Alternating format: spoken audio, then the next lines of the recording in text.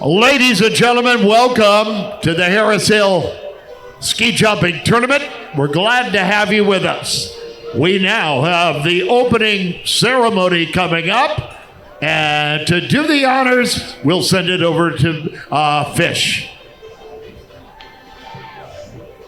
All right, welcome everybody to the 103rd Memorial Tournament. Today we remember three of our Harris Hill Ski Jump family who left us this year. Dave Austin, Steve Squires, and Tom Durkin. They will be missed.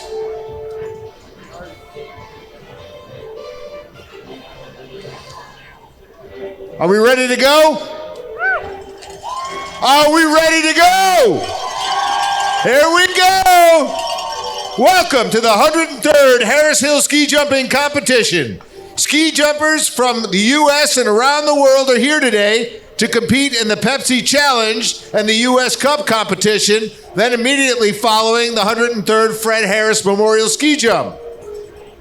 Today's competitors hail from Slovenia, Norway, Poland, and clubs around the U.S. The competition today is presented by Leader Distribution Systems of Brattleboro, distributors of Pepsi. Their loyalty and generosity has kept this 100-year tradition alive here in Brattleboro, and today's Pepsi Challenge has been a Harris Hill favorite since 1986. Today's competition is live streamed. If you have friends or family that couldn't make it today, they can see it on YouTube by going to Brattleboro Community TV, or you can go to Harris Hill Ski Jump's Facebook page. I'm going to turn it over to Peter Graves and Nick Farrell at the broadcast tent for our introduction of today's exciting jumpers. Thank you very much, Fish. And now, ladies and gentlemen, here are the jumpers in this competition. Representing the Ford Sayre Ski Club in the Upper Valley, Caroline Shore. Representing Ford Sayre is Skylar Clapp.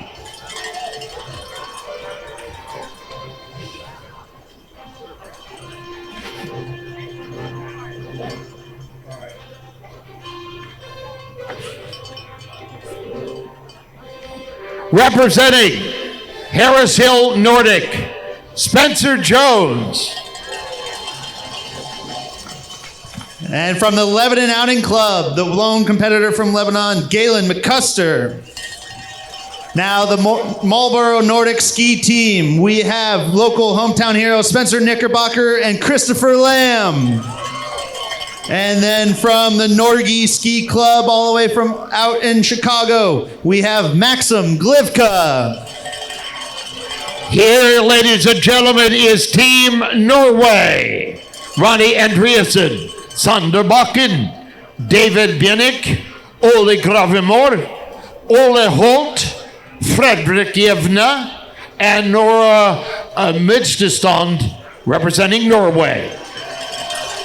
As well as Espen Olsby. And from the New York Ski Education Foundation, based up in Lake Placid, we have William Coffin, Cadell Cox, Jack Kroll, Eli Larkin, Mitchell Penning, Boyd Schaefer, and Duncan Van Dorn. We welcome the team from Park City, Utah.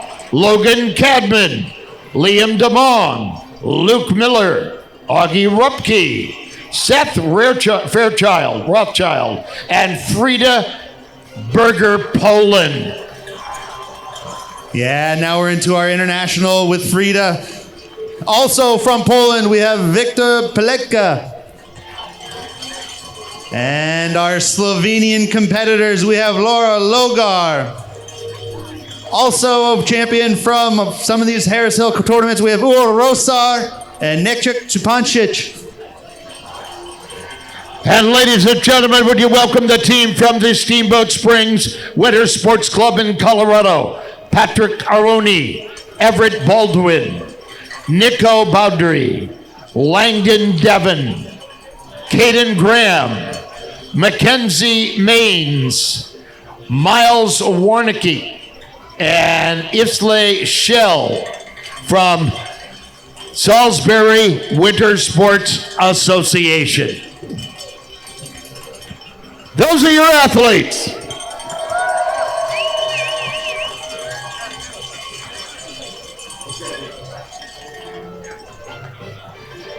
Thank you, Peter. Thank you, Nick.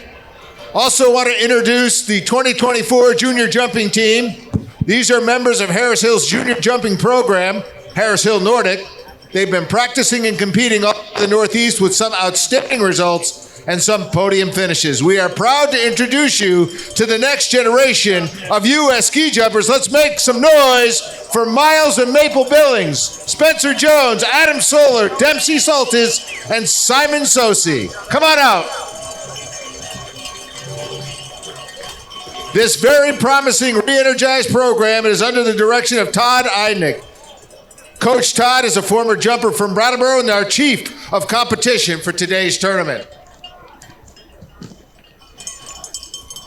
Don't want to forget jumper. There's the only world's ski jumping now in the world, sponsored by Brattleboro Savings and Loan. Harris Hill would like to welcome back Christina Maima. She was born in Lund, Sweden, and moved to Brattleboro at age 7. She started a musical theater at the New England Youth Theater when she was 8 and stayed active in dance, music, and performance.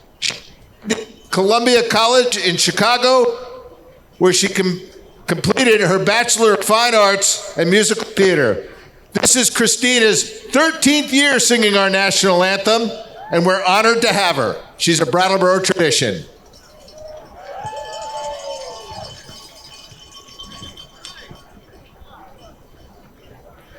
Oh, say, can you see by the dawn's early light what so proudly we hailed at the twilight's last gleaming, whose broad stripes and bright stars through the perilous fight o'er the ramparts we watched were so gallantly streaming, and the rocket's red glare, the bombs bursting in air, gave proof through the night that our flag was still there.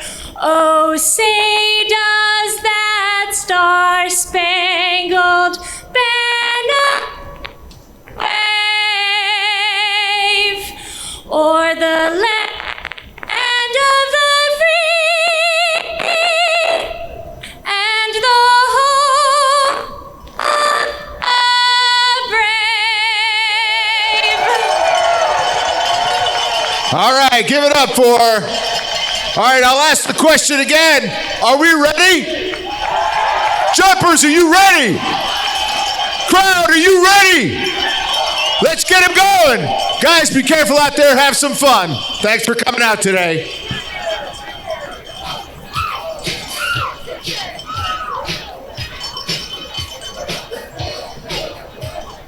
And a beautiful job with our opening ceremony, and great singer today. And thank you, Fish, for emceeing that part of our program. Our presenting sponsor is Pepsi. And we are about ready to rock and roll as athletes are making their way to the top. This is the Pepsi Challenge. That will be followed by, due to cancellation of tomorrow's event, that will be followed by the Fred Harris Memorial Ski Jump. And we found that we had to cancel because of the weather forecast, which is expected tomorrow. So you're in for a lot of jumping. And again, I'd really like to say thank you to all the volunteers and staff that make this event possible. They are over 100 strong, and these folks put on blue jackets, the blue jackets that are standing on the side of the hill to do hill marking. the parkers, the ticket takers, the setup, the takedown folks, all the crew here that make this event possible, and all the volunteers. We'd just like to say thank you so much for having this and dedicating your time to this amazing event here in Brattleboro, Vermont. So thank you to all of our volunteers. Let's put a round of applause together for all of our volunteers. We're going to be thanking them all day today, just to know and show them that they are loved. Thank you very, very much.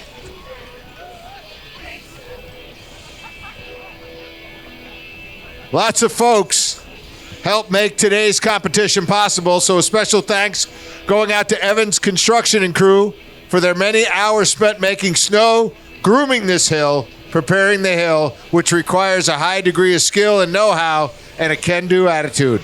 Also, a big shout out to Brattleboro Community Television, better known as BCTV, for their expertise in helping the live stream for the weekend so families and friends from around the world who are not able to attend can view this competition on YouTube. Many thanks to BCTV. Brattleboro Elks Club for their continued generous support of the ski jump. To our many loyal friends of Harris Hill who each year contribute $100 or more to the event, you know who you are. All right, bib 5 is on the bar, folks. Are you ready for some ski jumping? We are. Here is William Coffin, bib 5, NICEF. Yeah, this is for the U16 men's division. So you can see there some of these younger jumpers, the youngest jumpers that we have here today. So it's awesome to see up there. You can see him at the top of the start bar, and he's waiting for the flag and the green light from the officials. Once that green light is given, his coach has about 10 seconds to send him down the in-run. Will Coffin, 14 years old, a freshman at Lake Placid High School, started jumping at 6 years of age. On the hill. All Here right, he comes. Nick. Make a little noise. Let's see him at the takeoff. He's a Nordic combined skier. Well done for a 14-year-old. Nice jump there. Coming down, that was our first competitor of our 103rd running of the Harris Hill Ski Jumping Competition and Pepsi Challenge. So awesome jump there for Will Coffin. All right, and we have a leap of 50 meters. Up on the bar now, bib number 6 is Galen McCusker, representing the Lebanon Outing Club. Bib 6 on the bar.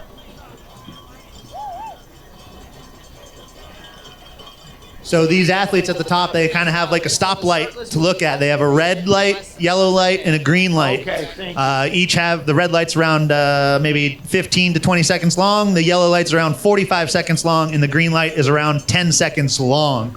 So on the hill. In that in-run position to take off the V. nice jump there for Galen. And the distance, 54 meters for Galen McCusker. And welcome everybody here in the stadium, as well as those people worldwide that are watching us live on BC TV. The next jumper to come, wearing number 7, is Boyd Schaefer from NICEF. He's 14 years of age. NICEF is the New York State Ski Educational Foundation.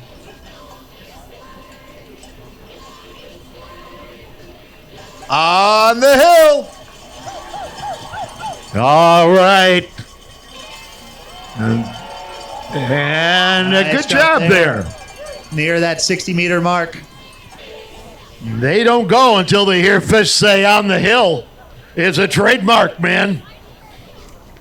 Yeah, so those athletes up top, they have a stoplight. Again, red, yellow, green lights up there. The red light means they are not allowed to get onto the start bar just yet. Once that light turns yellow, the athlete has about 20 to 30 seconds to get onto that start bar and get his skis in the track. When the officials deem that the conditions are safe and fair, the officials will give the green light, and that athlete has about 10 seconds to proceed down the ramp. And sometimes their coaches wait a little bit, trying to see if the air conditions would improve a little bit, whether it's a headwind and tailwind. I'll get into that a little bit for you later. But On the hill. And that last jump was at 61 meters. Here is Spencer Jones Nice of jump. Harris Hill Nordic, bib 8. Yeah, our Harris Hill Nordic jumper here, Spencer Jones. Awesome jump there from him. And the longest jump thus far, 70 meters, but it's just shades of things to come. Oh, up at the top is bib number 9, Langdon Devon. On the hill. He's just 13 years old, Nick. Yeah, it's awesome seeing all these young up-and-coming jumpers. There's tons of potential here today. It's awesome. Nice little telemark landing from him. Really making sure he stuck that, skiing that all the way down to the bottom of the hill. 69.5 meters. Remember, if you've got those cowbells, when you hear on the hill, start ringing those cowbells. That's right, Fish. A big European tradition, particularly in the Alpine countries. Here is Liam DeMong, bib number 10. He's 14 years old from Park City, Nice Utah. jump from him. Oh, a dandy of a 80 flight. mark, getting a fist pump there. He knew that was a strong jump. He's pretty happy with that first jump, first round competition. All right, and Nick, that is going to come in at 81 meters. So Liam uncorked so far the longest jump of the day. He is also the son of Olympic gold medalist in Nordic Combined from Vancouver 2010, Bill DeMong.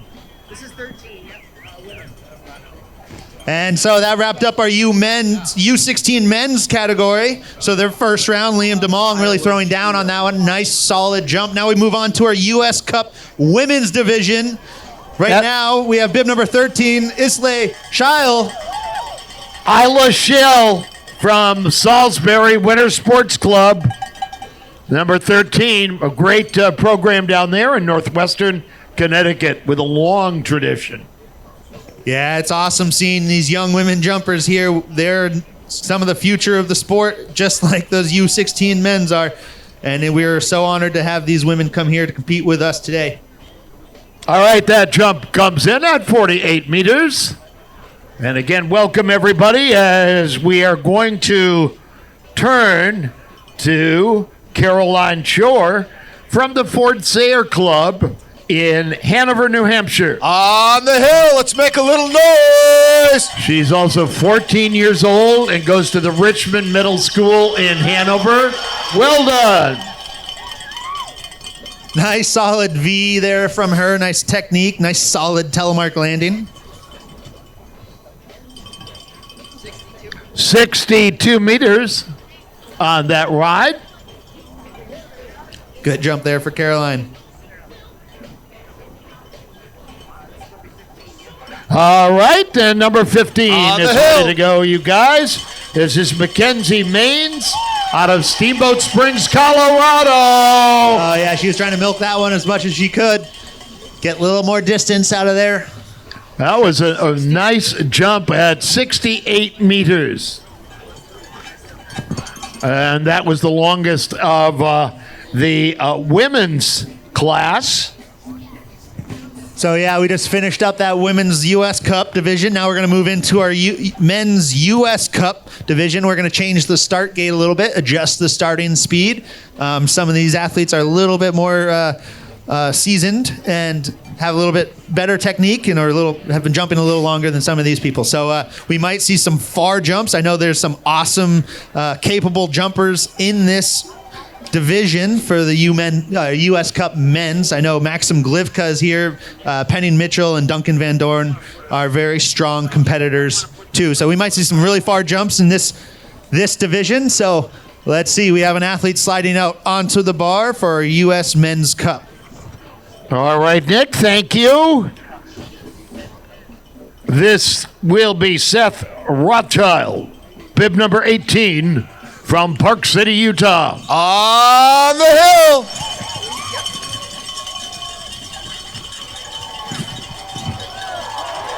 Nice jump down past that 70-meter mark right in the middle. Well, we'll find out if that's going to be the long jump of the day. 74 meters, that was the long jump. 74, Not the long jump. 74 meters. close to being the longest jump. Steph's 17 years old, senior at Park City High School. It's nice seeing these athletes putting these telemark landings in. You know, as a young jumper, I remember I never liked putting telemarks in, but as you compete more and more, you realize how important those landings are and how much it can change your outcome on the scoreboard with those little extra points or not getting points deducted if you have that nice, beautiful, stylish telemark landing. So it's a tight On the hill. All right, the longest jump is 81 meters. Here's Luke Miller. I think this is Skylar Clapp, Oh, looks actually, like from he might- NICEF. Bib number 19. Looks like he might have challenged it. Yeah, that was a good jump there from Skylar. 19, and that's 84 meters. That was 19. Yep. So I was right. Skylar That was Skylar Clapp, and Skylar went 84 meters. That's the longest. And for Skylar, that is 84-meter jump, which is the longest we have seen thus far. Bravo! Number 20 is next. This will be Luke Miller, On the hill. jumping out of Park City, Utah. Ah. Nice jump there. We're going to have a nice, strong, competitive field. It's going to really come down to that distance and style points, I think, for all these athletes. 59 meters, the distance for Luke Miller. This is 21 on Number 21 on the bar now is Everett Baldwin from Steamboat Springs, Colorado. On the hill. Building up speed. Watch the takeoff move. He's in the air. Nice, trying to get all the extra distance out of that, get that stylish landing in there. He's saying, cheer him on. He's throwing his hands up. He was liking that one. Let's give him a round of applause for him. All right, and the distance, 62 meters. Number 22 is next. From the Steamboat Springs Winter Sports Club, bib number 22, Caden Graham. An 8th grader at Steamboat Springs Middle School. He's been jumping since he was 5 years old. On the hill. Make a little noise. Ring him if you got him. Went to Europe last summer, did some summer training there. Nice jump near that 80-meter mark. You could see he could kind of drift it away a little bit to the right side of the hill, jumper's left. So there's maybe a little bit of imbalance in the air, kind of getting that, sacrificing a little bit of distance doing that drift. So he's going to try to work with his coach, trying to jump towards the center of the hill, but great jump there for him. And the distance, 80.5 meters. That was a nice jump. The next jumper will be number 23, Augie Rupke. High school junior. He's been jumping 10 years. Park City Ski Club. Just 16 years old. But you're looking at so much potential coming up here. 63. 63 meters. Now you can kind of see on the hill those lines going across, those bow lines. Those are basically there to provide some depth perception for the athletes, but also give you a little reference on how far they're going. That red line going across the bottom is 88 meters. Or excuse me, that red line going across the middle of the hill is 88 meters. On the hill. Right now we have Logan Cadman, number 24. He's another Park City jumper. They get to jump on the legacy facilities of the 2002 Olympic Winter Games. And the distance, 64.5 meters. And so as you see that red line going across the center of the hill, that's 88 meters. You go up to see the one bow line that's going across the hill more. That's 80 meters. Go up another 10 meters. That's 70, 60, 50, all the way up to the side. With the side bows that are like short, those are every 5 meter representations. All right, number 25 is next, Miles Wonke Nice jump. from Park City, and he had a Downhill. beauty. Great jump past that 80 meter mark. That could be close to tying the long jump today so far. And the longest thus far, 85.5 meters. And I'm going to check that. It is 80 meters. 80 meters. No. Negative. 85. And we're going to change it again. 85.0. On the hill, here's Thank you. Nico Baudry.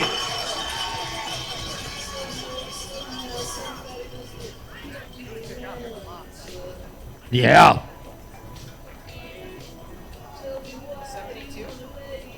72 meters on that jump. And now, bib 27, Eli Larkin from NICEF. Yeah, we're getting the last five competitors of this U.S. Cup men. So these guys know how to fly. I have seen them jump far. So these guys have the potential to really throw it down the hill. On the hill. Larry Stone, one of the great coaches, who is certainly deserves every award possible for his leadership and mentorship over the years. Thank you, Stoney. 59 meters on that jump. Bib number 28 on the bar now, representing NICEF, Jack Kroll.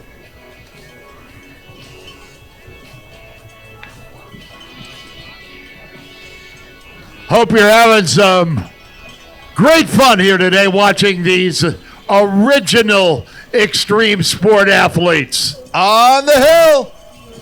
Here comes Jack. Make a little Ring those bells noise. if you have them. Nice jump down near that 80-meter mark. Not quite what he was wanting. He wasn't too happy with that on the outrun. He kind of think he let that one go a little bit. But you know what? It's a 2-round competition. You got to pull 2 jumps together. He's going to have another chance maybe to make up for that next round. And Nick, that was a jump of 80 meters. So definitely a good way to start. Yeah, these athletes, sometimes you know what you want to do on the hill, but sometimes it doesn't happen and you're not able to really execute the way you want. And it can be pretty frustrating, but you really got to throw that jump away and go up and perform again and kind of forget about it. You have one more competition jump. Hopefully you can make it up the next round, but then you have another competition completely following this one. So you got to kind of keep your head together and stay mentally focused for this. All right, here's Duncan Van Dorn On the hill. out of NICEF. Oh, boy, he's on top up of him. Nice jump. Nice little fist pump down there. It looks like the wind conditions are a little bit challenging, maybe a little bit of tailwind, it looks like, from the bottom of the hill, but I can't see that too accurately. You can kind of see the wind flags on the side of the hill, the blue ribbons. That was 86 the longest. And that, Nick, was the longest jump so far with 86 meters. That was a nice jump by Duncan Van Dorn. Yeah, that was a dandy. Here we go. Mitchell Penning, bib number 30 from NICEF. They train and operate out of Lake Placid, the 2-time Olympic Village. On the hill. Lake Placid had the games way back in 1932 and again in 1980. Nice jump, getting down there.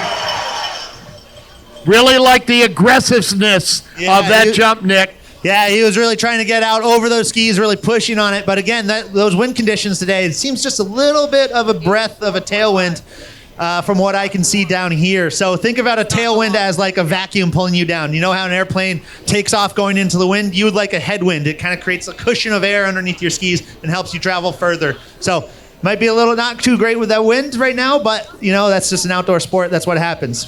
All right, that was a jump of 84.5 meters. And now we go to Maxine Glivka, bib number 31 from the Norgie Ski Club in Greater Chicagoland. They are out of Fox River Grove, Illinois. If you know that area at all, very next to Crystal Lake, Illinois. And they've got a big complex that was originally built in Ely, Minnesota for the jumps.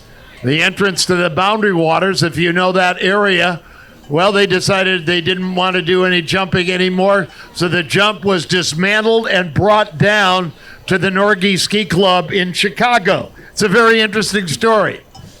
Yeah, I talked to Maxim right before this competition. He said the hill is in great shape. I know I've seen him jump real far, so he's up there at the top of the jump waiting for the green light from the officials. But as you can see, they're holding him at the top of the jump. Well, they just gave him the hill. Now he's on his way. Maxim knows how to fly. He can jump. Nice, strong jump off the takeoff, flying down that hill.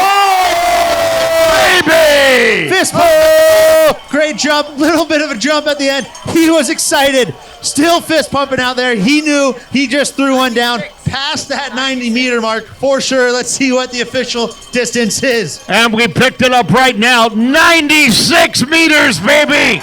Awesome jump from Maxim Glitz. Man, that's like jumping into another zip code. He jumped across the river into New Hampshire. So, awesome jump there from Maxim. He was in line when he said the hill was in good condition.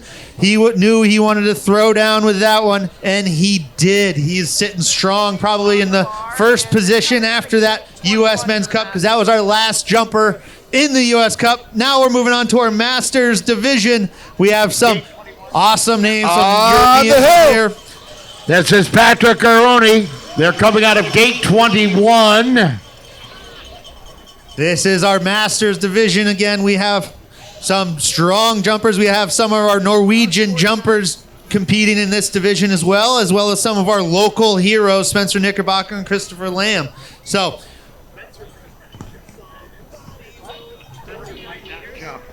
that was a distance of 49 meters. And now, all the way from Norway is Ole Holt, Norge.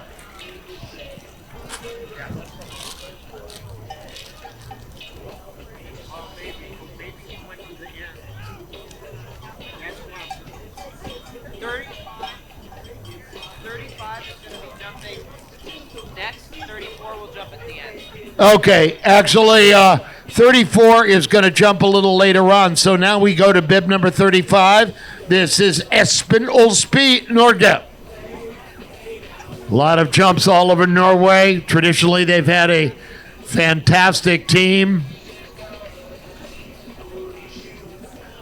I think of two Norwegian Americans that excelled on this hill over the years. The Tokel brothers, Art and Torger Tokel, both born in Norway, came over to the United States, became naturalized U.S. citizens.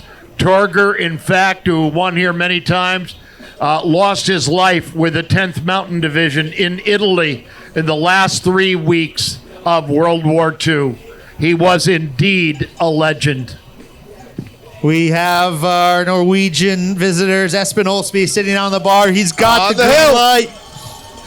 All right, Nick. Well, let's see what he can do. He's got a good movement forward. Nice jump into that blue zone. Not quite what he was hoping, but again, you know, these guys, sometimes the conditions aren't there. Sometimes the technique isn't there. But that's just the 84.5 meters for Espen. Bib 36 is next. Orani Andriesen, Norway, Norge. Yeah, it's awesome having these European jumpers over here in Brattleboro, Vermont. So let's give them a round of applause. It looks like Ronnie's on top of the jump, waiting for that green light. On the hill. All right, Springer kommt. Nice. Oh, working it nicely. Red zone, double fist pump, past that red zone in my opinion. Looks like he's getting that. Let's see what the official distance is. And that is 88 meters. Nice jump there for Ronnie. Now, these athletes, they're marked by where their foot lands, the center of their foot. So it's not where the tails hit the ground, it's not where the tips hit the ground, it's where the center of their foot lands, or center of their boot. Now, if they land in that telemark position, it's in the middle between the telemark, the front and rear foot. So that is how these judges, or these markers on the side of the hill, those awesome volunteers on the side of the hill in the blue jackets, they are the ones determining where those athletes land. So that's how we're reading out those distances for you. And so it's, again, those markers on the side of the hill play a huge, huge part in this competition. So thank you very much. Let's give those markers a round of applause. Nick, they are moving the bar down to start 15. So in theory, a little less speed. And the paradox, of course, is that the top jumpers don't need as much speed. Yes, that is correct. Moving the start gate down gives them obviously less speed, so you have to rely more on your power and technique. On the hill. Right now we have David Bydnek from Norway. Great flight over there, coming in down past that red zone. Great jump into that red zone. Definitely close to that 90-meter mark. 90.5 meters. Nice jump there for David. Now you can see that he landed a 2-foot landing. The judges are going to notice that. They want to see that telemark landing. That 2-footed landing, side-by-side landing in a squat afterwards. He's going to get deducted some points. But now, right now, we have a local hometown hero, Spencer Knickerbocker. He hasn't jumped in over a year. Since last year's tournament, Nick, he's really a warrior. Absolutely. I think he dusted off his skis from last year, and I think the last time he jumped was this event last year. So he's here, our local hometown hero. Yep, and the distance 65.5. Spencer, you're a hero in my book, baby. Also, Spencer helps run the Marlboro Nordic Center, which features very fine cross-country trails.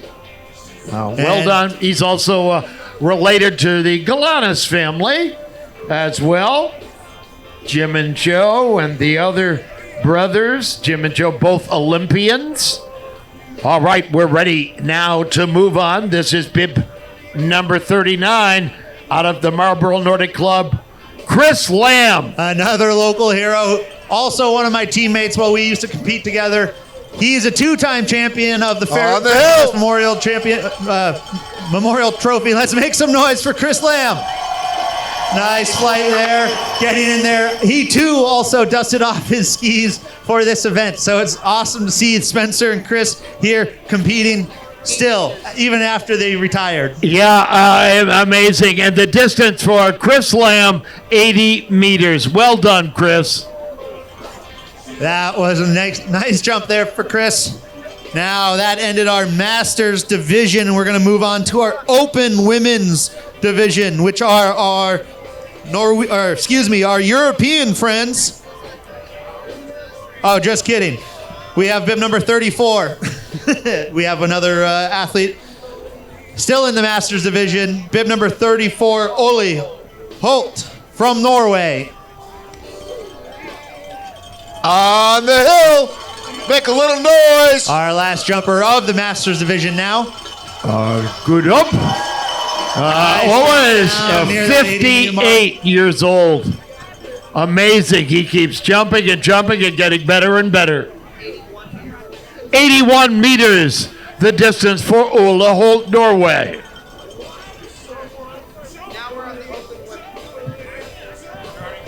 Okay, now we're moving on to our Open Women's division with our European guests. We have some of the strong women. 41 will start. All right, we move into the Open Women's category. We have 3 competitors in this. And the first of the 3 is Nora Mitsundal from Norway, bib 41. She's from the Olympic Village of 1994, Lillehammer.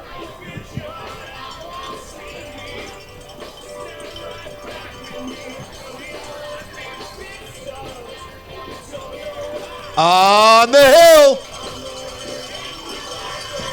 Let's see what Nora can do. Nice flight position. These Norwegians have great style. Nice telemark landing. It's awesome having these women over here. 78 meters. And 78 meters. And it's really exciting that women's ski jumping, there's gender equity. They're jumping, they ski fly, they jump all the distances that the men do. And this will bring us up to bib number 42, Laura Logar, representing Slovenia. Yeah, Laura's a strong jumper. These Slovenians also know how to fly. They can throw down some great jumps. I've seen them fly. Oh, it's amazing. It's great having them here. And Fish, I bring you in for a minute. Here, we've had such a great relationship with the Slovenian National Ski Association over the years. Every year they've sent jumpers over. They really like Brattleboro. They do. They have a great time. They take advantage of our downtown, and they definitely take advantage of this hill. They've just been long-term friends of Harris Hill on the hill. All right, here is Laura Logar, Slovenia. And she has a beautiful jump. Doesn't look like exactly what she was wanting, but that was a still great jump. She knows she's probably do a little bit more next round. But again, that was a nice jump, probably putting her in the lead right now. Yep, and it's going to be 87.5, so she goes up on top of our leaderboard right now. Just 1 meter shy of that critical point. That was a nice jump by Laura. The next jumper to come in the women's category also represents Slovenia. And this is Anika Zupanic. Last year, Slovenia and Planica, the beautiful, beautiful complex with many sizes of jumps, going up to little jumps, all the way to the massive ski flying hill. Yeah, that facility in Planica is phenomenal. This is just a HS 98 meter jump. Well, over in Planica, they have a jump that is about 3 times the size of this, where you can have jumps of distances of over 250 meters. So it's absolutely phenomenal. Yeah, that's right. Ski flying, not in the Olympic Games. There are 5 ski flying hills in the world. Zupanic, Slovenia. Nice nice telemark landing. Definitely putting Laura Logar for a run for her money. It's going to be a tight competition going into the second round. Let's see what that distance is. And 87.0 meters for Zupanic. Ooh, we're going to have a nice close competition between those two women. Yeah, that women's division, that open women's strong field for sure. But that looks like that was the end of the women's division, open women's division. Now we're going to move into our open men's division. That's right, and we will kick it off with bid number 46 from Norway, Sander Bakken. Yeah, our last 5 competitors of this first round of competition at the Pepsi Challenge and US Cup. So, let's make some noise for these last 5 competitors as our athlete, Sander Bakken, pulling out, or is sliding out onto that stop bar. So, let's see what he can do. He's checking his bindings. You obviously want to make sure those are attached right before you get out onto that jump and put your skis facing down the hill. Of course, the big hill in Norway, Holmenkollen, overlooking the city of Oslo. On the hill! In 1952, they had the biggest crowd ever at a ski jump.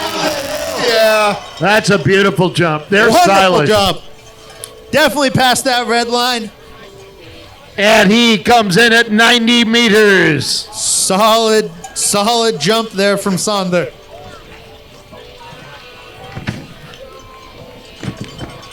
Man, that was a very far jump. Definitely sending a message to the top of the hill for these final 4 competitors from Norway, Poland, and Slovenia.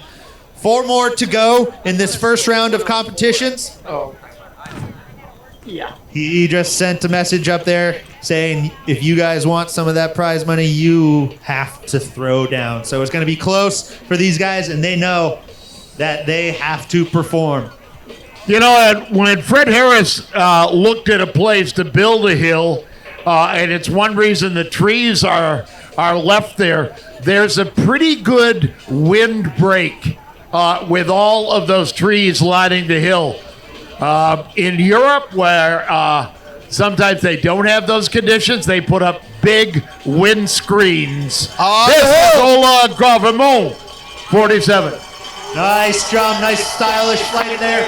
Ooh, down on close to that K point. You saw him get a little wobbly on that landing. You want those athletes want to land in that telemark, but sometimes what happens is they put that telemark back and out, so that ski kind of is on an edge. And sometimes what happens, that edge catches and kind of pulls off. You did a great job controlling it, making sure that ski didn't get away from him. However, he might lose a few style points because of that little squirrely landing.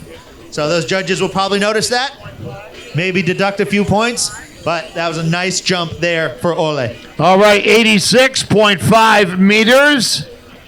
Coming up next is bib number 48, representing Poland, Victor Pekola. On the hill, let's make a little noise. Poland having a Nice jump there for Victor. Nice fist pump there. Awesome jump. Still landing that 2-foot landing, but man, did he throw one down. 89.5 meters. Nice They have jump. had one of the best teams in the world, Nick, for a number of years. A little down this season, though. Bib number 49 is coming next. Yeah, And Poland from definitely had one of Norway, the strongest teams. Frederick Yevna. On the hill. All right, let's see what Frederick can do.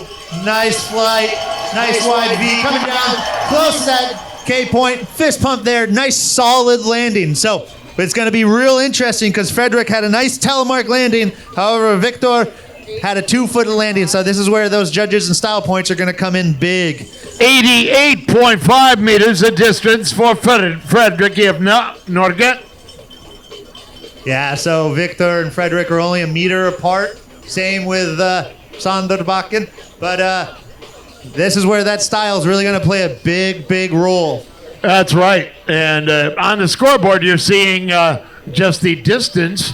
Getting onto the bar now, our final jumper in this round is bib 50, Rosar, representing Slovenia. He's been a winner of this competition in years past, so he really knows how to jump. He probably has some of the most jumps on this hill for all the other On competitors. the hill. Let's make some noise. Our last competitor of the first round. Nice height over the knoll. Flying down, backing out. Wonderful jump there from Orr, showing that he is here to actually compete. And there he is, summoning the crowd. Clap, clap, clap. 99 meters. Oh, what an amazing jump there for Orr. Past that hillside, past that last red line, those red banners on the end. Definitely the furthest jump of the day so far. Phenomenal jump there for Orr Rosar. And the hill record, 104 meters, just to keep in mind that.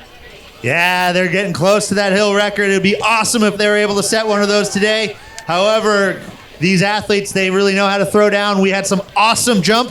That wrapped up our first round of the Pepsi Challenge and US Cup. So we are going to get our start list set up for our second round of competition.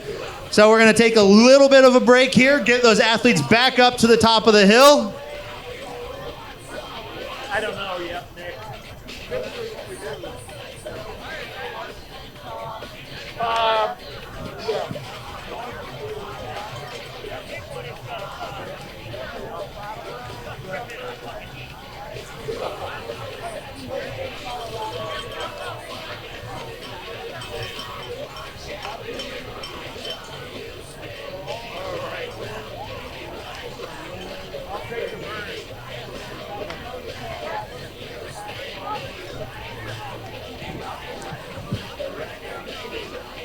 All right, we're just about ready to go with the second round. And it looks like bib 5 is up at the top. Will Coffin out of New York State Ski Educational Foundation. Yeah, so it looks like we're just going to go right into that second round. However, we are still going to score a little bit, make sure we get those scores all proper, and then that the officiating committee is on track and still got their numbers correct. And then we're going to go right into it. We're not going to have too much of a delay. Just running some numbers, and we'll start this next round here momentarily. And of course, Nick, all the jumpers hope for that nice updraft on the hill. Every hill has its idiosyncrasies as far as the wind goes, but this is quite good. And I had the sense that in that round, jumpers who were able to get lower on the hill got a little bit of a pump. Yeah, so like I was saying a little bit earlier, those wind conditions can really help you out. There's basically two types of winds that we talk about most often while ski jumping. It's a headwind and a tailwind. A headwind acts kind of like a cushion of air. It's like an airplane taking off into the wind. It creates more lift for these athletes. So having a little bit of a headwind creates that little nice cushion of air that these athletes can carry down further down the hill or carry on further down the hill. However, a tailwind acts kind of like a vacuum. You know, if it's blowing from behind, you jump off the end of the jumps, you don't really have that pressure underneath your skis, and so it kind of pulls you down closer to the hill. So obviously, it's an outdoor sport. We try to keep this as fair as possible. There's some mathematical formulas that are being implemented today, but those are from people who are smarter than I to figure that part out. However, all these athletes definitely do want a headwind, and it's, from an athlete's perspective, far more fun to have a headwind than it is a tailwind. Sure. Let's take a second here and sort of focus on the crowd, because we got a big crowd here today, Peter. There's just a lot of people counting. So we're trying to figure out, so if you can all each count individually till we get to the end, we'll start down there and just count 1, 2 till we get to the end. I don't know. We probably have a couple of thousand people here today, and it probably has to do with the cancellation of tomorrow's event. So if you're here, make a little noise. Oh, no. Now, there's way more than that here. So let's try that again. One more time. Let's make a little noise. Yeah, right. Welcome to Harris Hill. That's better. That's great. And again, we just finished up our first round of competition. There are 2 rounds in the U.S. Cup competition, so we only have one more round after this for the U.S. Cup. But then we're going to start a whole new competition for the Fred Harris Memorial Tournament. And that will also be 2 rounds of competition. There will not be a trial round, so we're just going to move straight into that second competition. We're going to reset all the scores for that second competition and start over. So you guys, we have 3 more rounds of jumping that are to come, and if we have time and weather permitting, we will even try to squeeze in a target jump. So for all the hill crew and everyone out there and all the spectators, we still have 3 more rounds of competition remaining.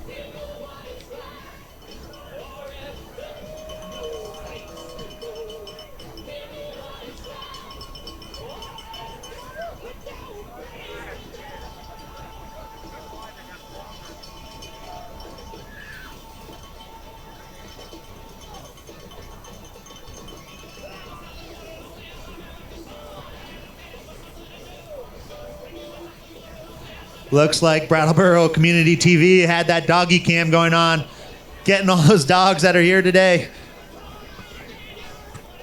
And again, if any of you have friends and family that aren't able to make it here today, they can watch online on YouTube at Brattleboro Community TV. They are streaming live on YouTube. So have them check it out. All right, Nick, we'll segue in here to the second round. It is bib number 5, Will Coffin from NICEF on the start bar. And on the hill. All right, our first competitor of the second round, U16 men's division. Right up near that 50-meter mark. So remember, we are running 2 separate competitions today, so there won't be a lot of room for a lot of breathing room in between these rounds. We're going to keep things moving straight through till we get to the end of the Fred Harris Memorial Tournament. And that distance for Will Coffin, 49 meters.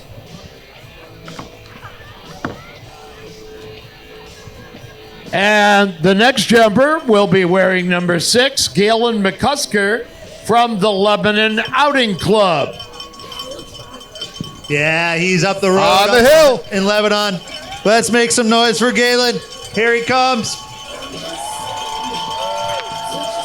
Kind of got a little squirrely there right at the end, but that was awesome seeing all these young jumpers here at this event.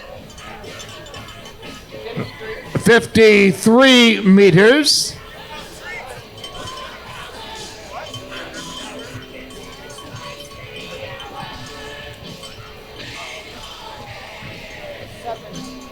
Bib number 7 will be next. This is Boyd Schaefer from the New York State Ski Educational Foundation. And Nick, it looks like they're going pretty close to the top. On the hill. Yes. So some of these younger athletes, they don't quite have the strength or the skill set yet, so they take a little bit more speed. But again, being in competitions like this give a lot of experience and a lot of knowledge for these young athletes. So it's awesome to see them competing. They do take a little bit more speed than what, let's say, our open division does, but you know, these young athletes are up and coming. And we have a score of 60 meters of distance. Nice jump there for Boyd. Now, also, one of our local ski jumpers from the Harris Hill Nordic Ski Club. Let's make some noise for our local jumper, bib number 8, On Spencer the hill. Jones. We've got a really growing club here under Nice Todd job Einig. there. Oh, my! Bringing Oh, it down my. there, young athlete from right here in Brattleboro. Ski jumps for the Harris Hill Nordic Club. It's so awesome to see these young guys. 73 meters is the distance. Nice jump there, putting that telemark in. These guys, these young jumpers are definitely going to be a close competition for sure. All right, on the bar now is Langdon Devon from Steamboat Springs, Colorado. On the hill. Nice flight there, getting down in Wow. 20 meter, throwing that telemark landing in. That was pretty impressive, Nick. Yeah, I like his suit too. I used to have a suit the same color as his, so that's awesome. Also rocking those style points. 76 meters. Well done, Devon. To Langdon. And it looks like we're moving on to our last jumper of the U16 men's division. Slides right out onto that bar. Yes, this will be Liam DeMong of Park City, Utah. On the hill. Yeah, his father is Billy DeMong, Olympic gold medalist, so it's running in the family. Nice jump Oh, yeah. down that hill. Wow. Into that blue zone right before K point. A jump and a fist pump at the bottom of the hill. I know for a fact his dad is actually watching the live stream right now. He sent me a text message, so that's nice to hear. Yes, hi, Bill. An Olympic gold medalist, son. It's awesome to see the generations coming through here at Harris Hill because all of us used to compete here, and it's awesome to see some of the world's best. 86.5 meters, the distance. Yeah, it's awesome to see some of these young and up and coming jumpers because we have had Olympic champions that have come through this pipeline. So you'll never know. On who you the see. hill. Moving into our U.S. Women's Cup, we have bib number 13. Aila Shell from Salisbury, Connecticut, and the Salisbury Winter Sports Association that annually has a great tournament down there. 48.5 meters for Isla. And now we press forward, and this will be number 14, Caroline Chore from the Ford Sayer Club. That's a club in the Upper Valley. A man named Ford Sayer gave a big endowment to this club years ago, and it's still running strong. On the hill. Nice jump there off the takeoff, getting down near that 70-meter mark. 60-meter mark. And we have the distance of 69.5 meters. Nice jump there for Caroline. And next up, bib 15, Mackenzie Maines from Steamboat Springs, Colorado. Yeah, our last jumper in the U.S. the U.S. Cup Women's Division. It's awesome having these three ladies here competing. The U.S. Cup is a series of competitions that are all throughout the U.S., and the winner at the end wins the ultimate overall prize. And so these athletes, that's why we have athletes from all around the country and the world coming here to compete today. So let's see what Mackenzie Maines can do. She's sitting out on that start bar, waiting for that green light and that flag from her coach. And what a nice crowd we have here today. Everybody having fun. And, you know, we're only a year away from the Olympic Winter Games moving to Italy with all the sports in Milano except for skiing and sliding. On the hill. And those will be up in Cortina. Here's Mackenzie there. Not quite what she was thinking. I don't know if that's what she was hoping for, but a nice, decent jump there for Mackenzie. 64 meters for Mackenzie. That is a solid jump there for Mackenzie. Looks like Caroline Chor is in the lead after this competition of the Pepsi Challenge and U.S. Cups, but that is unofficial. Do not take my exact words for it, but one could come to that conclusion. But that was the end of the U.S. Cup Women's Division. Now we're going to move into our U.S. Cup Men's Division, where we had some awesome jumps from some of our competitors. Earlier in the first round, we had Maxim Glivka, who threw down a solid jump deep into that red zone, getting down there. He was super stoked. It looks like he has a commanding lead going into this second final round of the Pepsi Challenge. All right, bib number 18 stepping into the start gate from Park City, Utah. This is Seth Rothschild. And he's on the hill. And Salt Lake will again host the Olympic Winter Games in 2034. Yeah. They were awarded during the Paris Games, during the IOC meetings. Well, we're all very excited about that. 64 meters. Yeah, it's awesome seeing some of these Olympic games coming back to some of these sites, because the U.S. does a pretty good job of having these legacy sites like Lake Placid, Park City, Utah. Those are great facilities who all once hosted Olympics that have world-class facilities for these athletes. That's right, and that's what it's all about. It costs so much money to host the Olympic Games. Those facilities are not built to last just 1 year. That's on for the hill. sure. This is Skylar Clapp from NICEF. Nice, strong jump getting down there into that blue zone. I think that's going to score well, Nick. He really had great symmetry on that jump. Yeah, absolutely. Definitely was able to carry on through the air, catching as much as he could, bringing it down to a distance of 85.5 meters. Nice jump there for Skylar. And some great images from BCTV. Bib number 20 is next. This is Luke Miller, Park City, Utah. On the hill. All right, Luke. Nice stable over that knoll.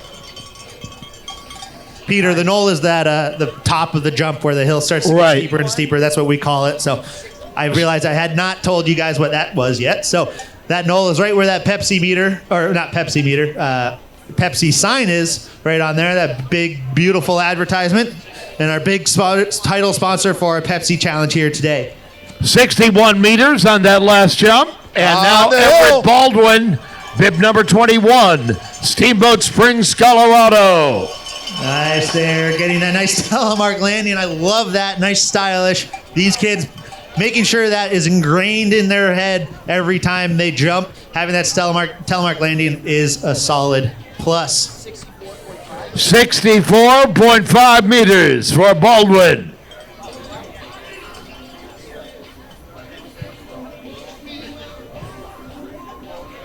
On the bar. Number 22 on the bar, Caden Graham, Steamboat Springs Winter Sports Club. And they're going close to 60 miles an hour as they go down. On the hill. All right, this is nice jump there. Getting a little sideways on that landing, but he skied that right out. No problem there for Caden Graham. 75.5 meters for Caden Graham.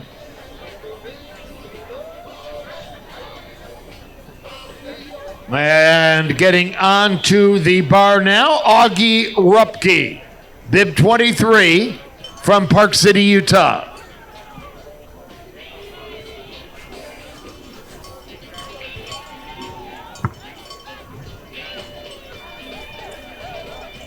On the hill, make a little noise. There it is in the air now, flying. Ski's kind of going all over the place. A little coming in the land a little sooner than he wants, but a solid, stable jump there for Augie. And the distance, 59.5 meters for Augie Rupke, Park City.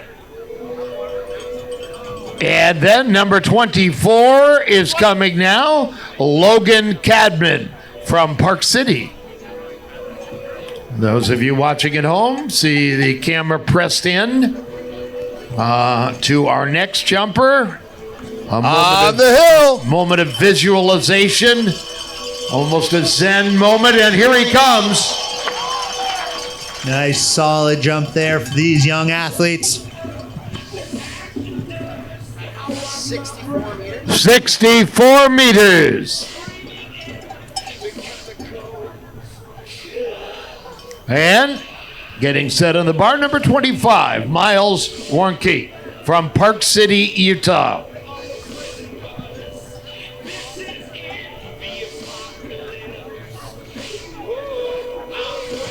Doggy cam, right? You saw our doggy cam during On the hill. somebody There's bib 25, Miles Warmke. like when Nice height over the knoll, flying down. Great, beautiful V. Down into that red zone. Fist pump at the end. He was excited. He knew that was what he was looking for. Solid second jump there for Miles. Yes, and Nick, we confirm 88 meters. Nice 88-meter jump for Miles. That sent a message to the top of the hill that these guys are really gonna have to challenge that. We have now our top. And a great confidence booster for him. Here's the next jumper, Nico Baudre, bib 26 from Steamboat Springs.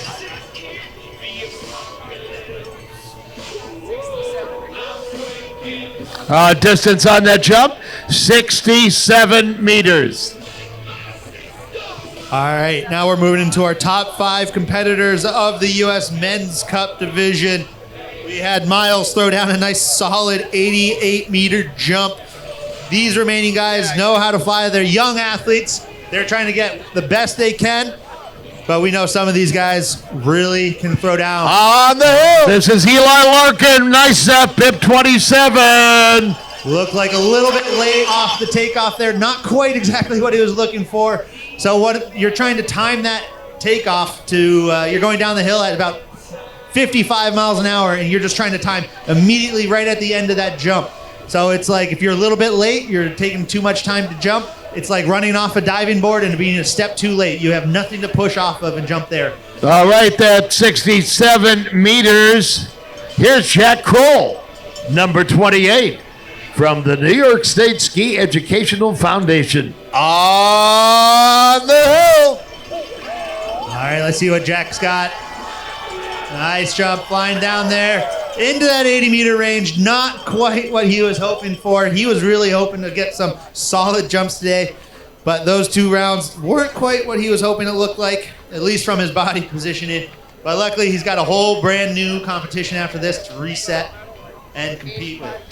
85.5 meters for Jack Kroll. Number 29 is next.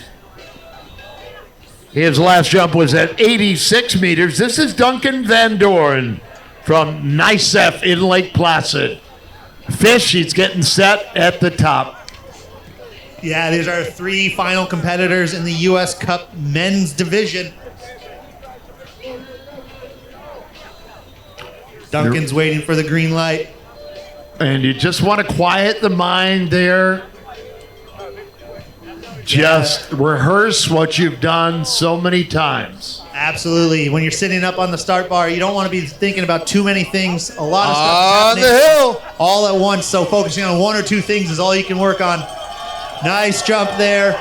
Getting down into that 80-meter zone. Nice jump for him.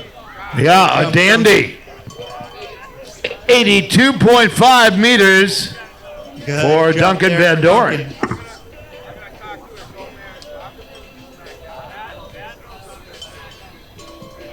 All right, and next up, our next athlete is Mitchell Penning from NICEF, and On the here it hill. comes.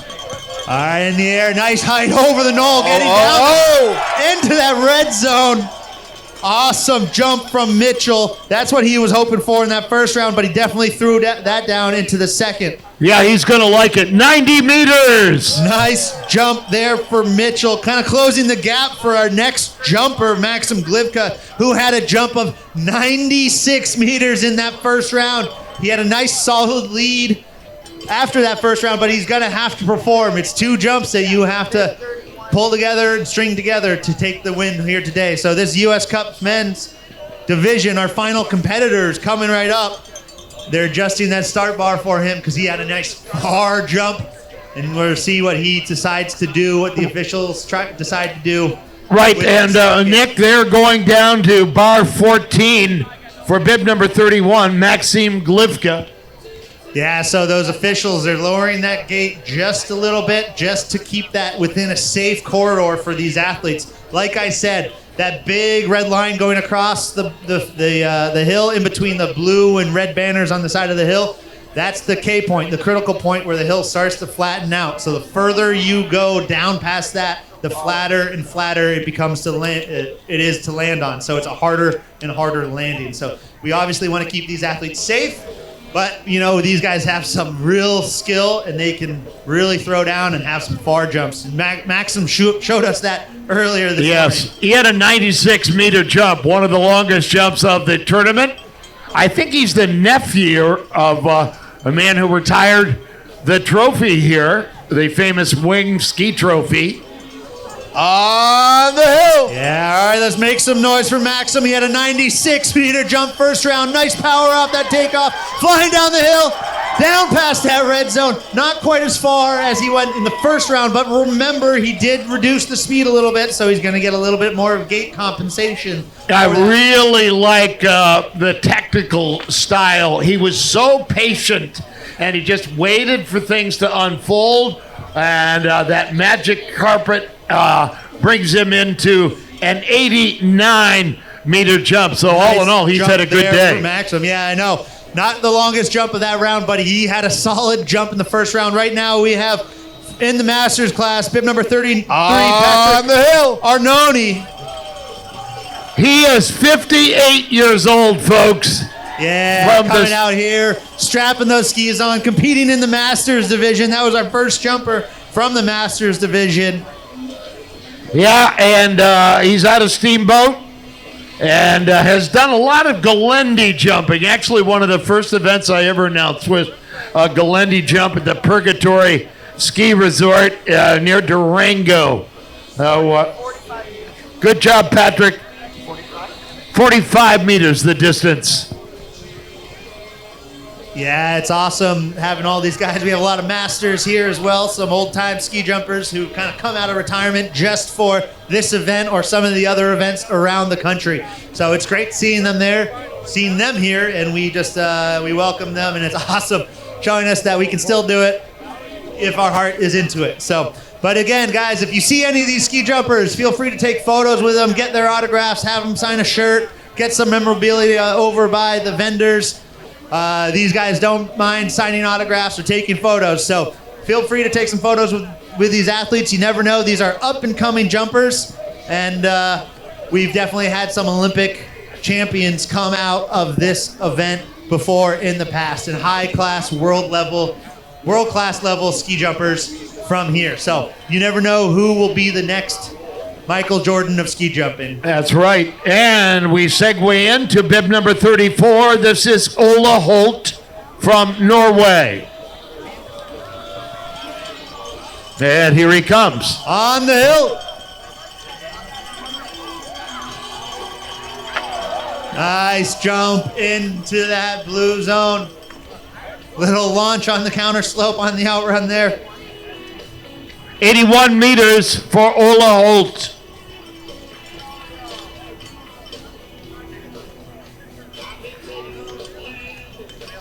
Very nice to have you with us, Ola. The rest of the Norwegians, we've got another Norwegian coming up with bib number 35, Espen Olsby, representing Norway.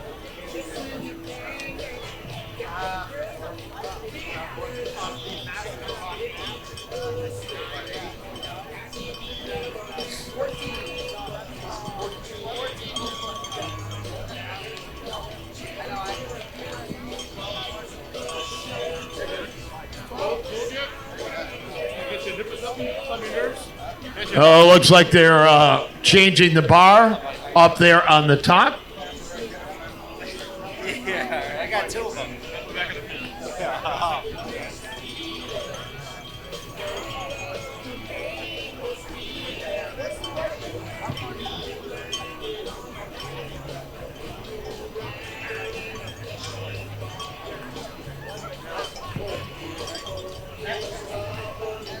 All right, getting fixed on the bar now is Espen Olsby from Norway. He's on that start bar waiting for that flag from his coach. You can see him in the bright orange jacket on the side of the hill. On the hill. All right, here comes Espen. Nice, solid, beautiful V over the hill, over the knoll. Down into that 80-meter zone. Not quite what he wanted, a little head shake. He knew he wanted to go a little bit further than that, but, you know, to be honest, Pete, as ski jumpers, we always want to go further, so all right. Understandable. 83 meters on that jump for Espen Olsby, Norge.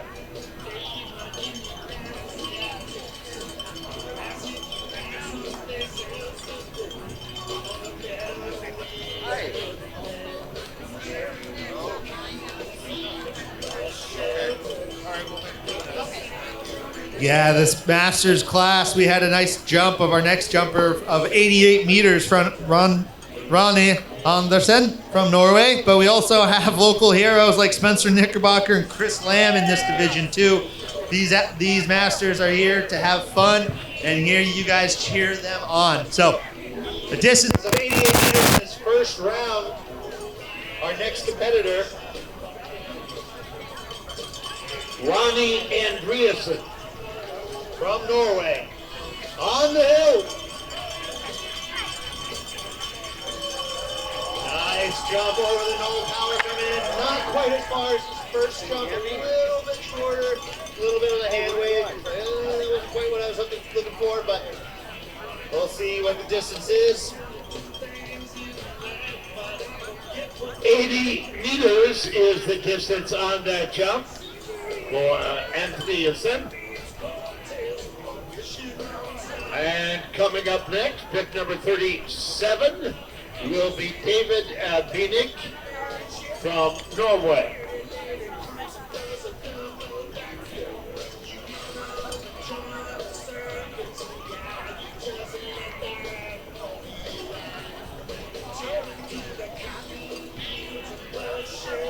And for all of you watching on the live stream, you're watching live from Brattleboro, Vermont.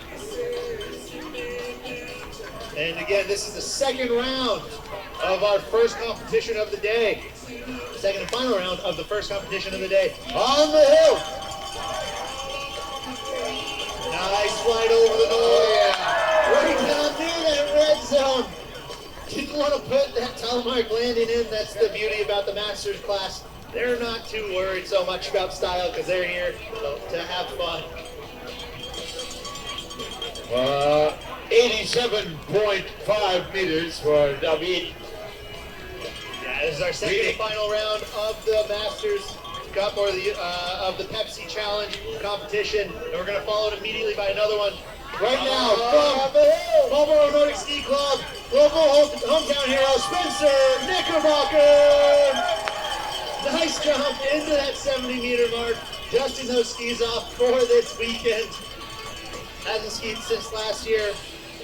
72 meters, that's great. And you know, this is not really a recreational sport, Nick. Not really. And so for him to jump last year at the tournament and not jump until this weekend, I think is a story of courage and tenacity. And I think it's amazing. So congratulations. Absolutely. And now one of my old teammates on the U.S. team, we have also from the Marlboro Nordic Ski Club, we have bib number 39, Christopher Lamb, former U.S. ski team member, winner of the Fred Harris Memorial Tournament 2 times. Yes, he's won it a couple of times. Well, Here's Chris Lamb. Coming out of retirement, getting down into that blue zone. Right into that 80-meter mark, or right into that 80-meter distance category. The official distance, waiting on it. 85 meters. Nice jump there for Chris. Throwing down, showing us that he still has it, as he too also dusted off his skis for this weekend. Yeah, great job, Chris. You're so impressive. These guys running the Marlboro Nordic Center, which is a great center. Nick, we go into the open women, K88, and the first jumper will be from Norway. Yeah, let's make some noise for our women European ski jumpers in our open division. Nora Midtensson of Norway, nice boy. Down near that 70-meter mark. 70.5 meters for Nora from Norway. Yeah, it's awesome that these guys come make that distance, or they travel that whole distance for this event. So we're grateful that you guys come out, make this possible, and come watch all these athletes. So thank you to all of the spectators for being here today. Well said, Nick. Thank you. Nice crowd on hand. The sky, slate gray right now. It's in shades of this epic winter storm that everybody's been talking about. Here is bib number 42, Lara Logar, Slovenia. Laura's out on that start bar waiting for the flag from her coach. She has it. She's on the in run right now. Nice, stylish jump down near that red zone. Nice. And we'll get the distance for Lara Logar, Slovenia. 87 meters. In fact, a number of years ago, the U.S. jumping team had a Slovenian jumping coach with us, Vini Norkic from Slovenia. And next up, bib number 43, Naya Zipanic, Slovenia. And here she comes. Yeah, these women were all close in the first round. Let's see how they go do this round. Also going down, nice telemark. It is going to be very close for this open women's division. Laura, I love that little hop at the end. Yeah, I know. These guys That was cool. They're enjoying it. They love hearing you guys cheer them on. They love hearing the cowbells. They're just so adept at being on those skis. They're so comfortable. Nice jump of 85.5 meters for that. Oh, that's going to be a close competition there. We'll have to wait and see what the official results are for this Pepsi Challenge. So that ends ends the open women's division. Now we're going to go on to our open men's division with a bunch of our European visitors. These guys really know how to jump and they know how to fly. All right, and here we go in the open men's K88. And the first athlete to go will be wearing number 46. This is Sonderbucket. Yeah, he had a strong jump at the first round. On the hill. Really far jump. Let's make some noise for him to see if he can do it again. Oh, he's At the beginning, he's a good one. Down close to that red line. Not quite what he wanted, but a nice telemark landing. Beautiful style in the air there. And the distance, 87 meters, as we press on with the final 4 skiers in our competition. Our last 4 jumpers of this first competition today of the Pepsi Challenge and US Cup. Now remember, after these 4 skiers, we're going to start a whole new competition because of the inclement weather coming in tomorrow, and for safety reasons, we moved tomorrow's competition up to today, so we can try to get both rounds of competition in. So immediately after this, we are going to start our Fred Harris Memorial Competition. So we're going to reset all the scores, and we're going to have a brand new one here for you today. So you guys are getting something special. You get 2 competitions for the price of 1. So stick around and enjoy some jumping here at Harris Hill. Dana Sprague, would you please go to your truck? On the hill. Here's Ole Garverman from Norway. Nice, beautiful flight. Past that K point. Nice jump there with a great telemark landing for Ole. 88 meters, and the K point Nick talked about stands for the critical point, or Krisis in German.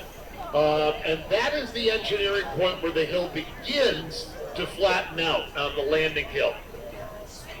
Yeah, all the jumpers are really aiming for that bottom of the hill, kind of near that HS, the hillside line, which is that very bottom of that red banner.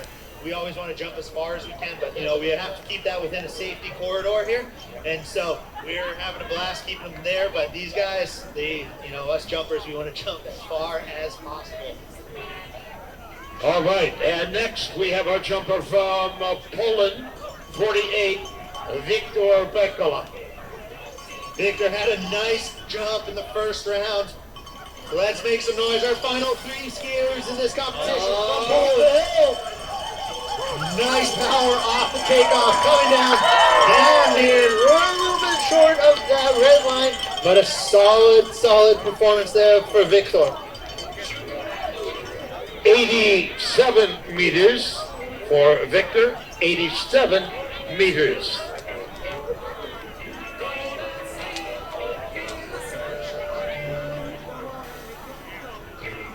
Okay, we're going to see Earl Rosar coming up, who had a 99-meter jump. But before we get there, we're going to see bib 49, Frederick Yevna from Norway. On the hill, nice 88-meter jump in the first round, so he can get down that hill. Let's see what he does this round. Close to that first round competition, maybe a little bit shorter beforehand. Knew it quite wasn't what he was looking for. However, solid jump there for Frederick. 87 meters for Frederick Yevna. All right, let's put our hands together for our final competitor of our first competition today. We have someone who's jumped 99 meters in the first round, has won this competition multiple years in a row. So he knows how to perform on this hill, and he proved it in the first round. Yes, Nick, this is 50 Rosar, representing Slovenia. Sitting at the top on the hill. Here he comes. Really knows how to fly. Nice power off that takeoff. Carried it down there into the airway. Beautiful telemark landing. Double fist pump. Yeah, that was amazing. Yes, let's hear it for him. Come on. Let's make some noise for Rosar. 97 meters. That was a beautiful set of jumps today for Walter Rosar, both a 99 and a 96 meter jump for both of his competitive jumps. I think, Peter, that was pretty safe to say that he sealed the W in this competition. I think so, without question. And he was very happy. Rosar goes to the top of our scoreboard. This is the end of the Pepsi Challenge and U.S. Cup. And now it's kind of like certs. 2 mints in one. Absolutely. Now we're going to have the 103rd Fred Harris Memorial Tournament starting in just a few minutes. Thanks for being with us. See our vendors. Fish, we got a lot of great things going on. We do. We definitely do. I will tell you just a quick announcement for those of us who are leaning on the fence here on the outrun. There are some wires that are running down that give us our feed to the world, so please pay attention to those as you're leaning, not to pull one of those free. We would appreciate that. Now, BCTV is also providing a little fun during our downtime, so be on the lookout for the dog cam and the dance cam, and the dance cam could be coming near you, so I say we put on a little bit of dance music and see if we can get some people on the Jumbotron.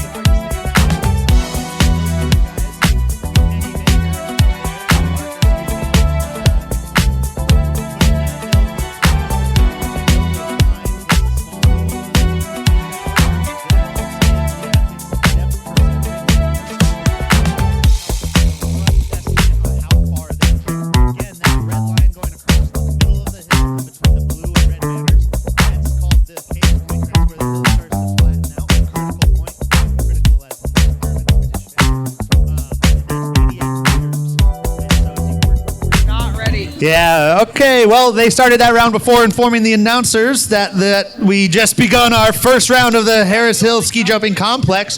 Our first jumper was bib number 13, Islay Scheel, who had a jump of around 50 meters, 45, 50 meters on that. Yep, Mike, Nick, 48 meters. All right. Now that we're informed that the round is starting. All right, the next jumper coming up here at Harris Hill as we begin the 103rd tournament. Caroline Fordsayer. Nice jump there for her.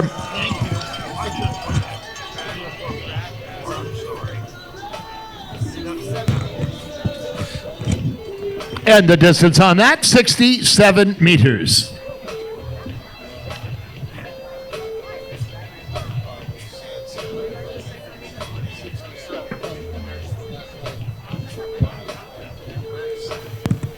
All right, we have our next competitor, too, at the top of the jump, bib number 15. On the hill. Mackenzie Maines from Steamboat Springs Winter Sports Club.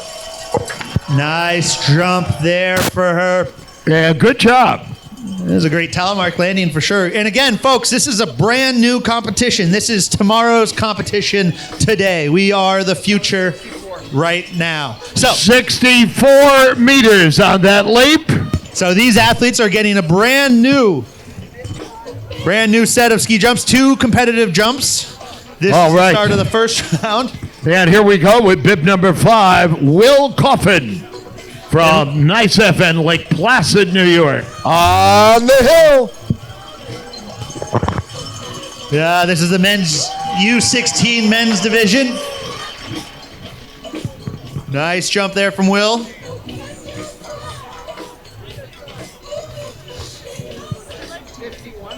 And the distance, 51 meters.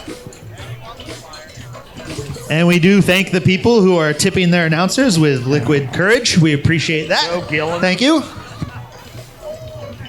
And on the bar now, the next jumper is Galen McCusker, wearing number 6, representing the hill. Outing Club.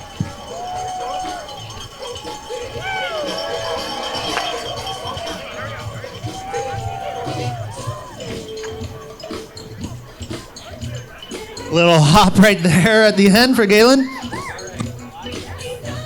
55 minutes. 55 meters. We want to thank our producer and statistician, Zach Rounds. Oh,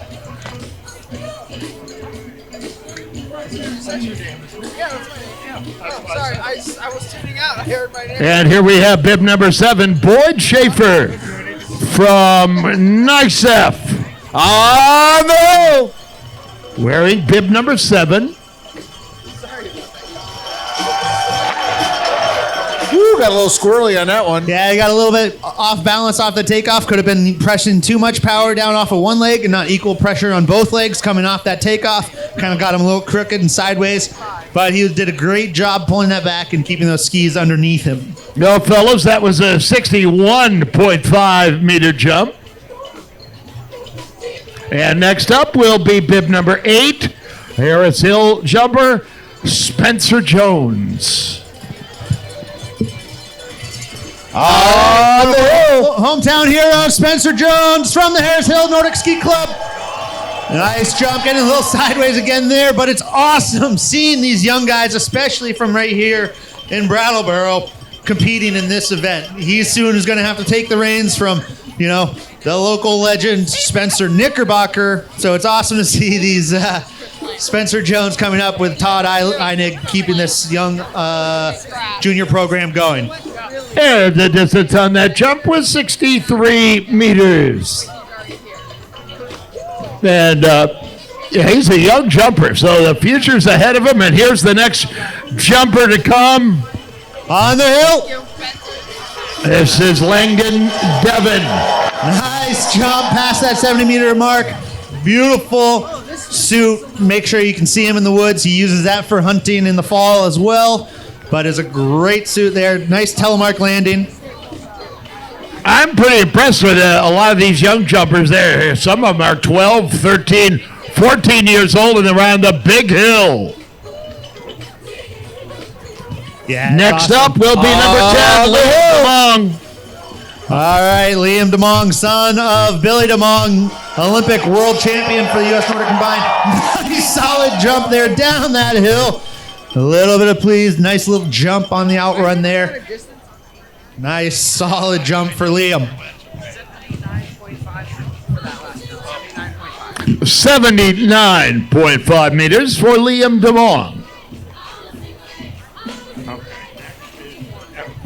Coming up next, from the Steamboat Springs Winter Sports Club, Everett Baldwin.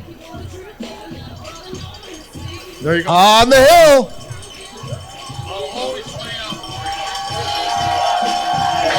A little bit of wind right there, Nick. Do you see the skis kind of moving around? Like, as the weather's starting to change here, honestly, we have that storm come in. The wind's kind of picking up and dropping down. It's kind of getting a little inconsistent, unfortunately. But, these athletes, it's something that they do, and they know how to work through those conditions. And again, those officials, they want to keep things as safe and as fair as possible. So, all right, that's a 67.5 meter jump here at Harris Hill. Live with you, Pete Case, U.S. Olympian Nick Alexander, and yours truly, Peter Graves. And we're ready for the next jumper, Caden Graham, bib number 22.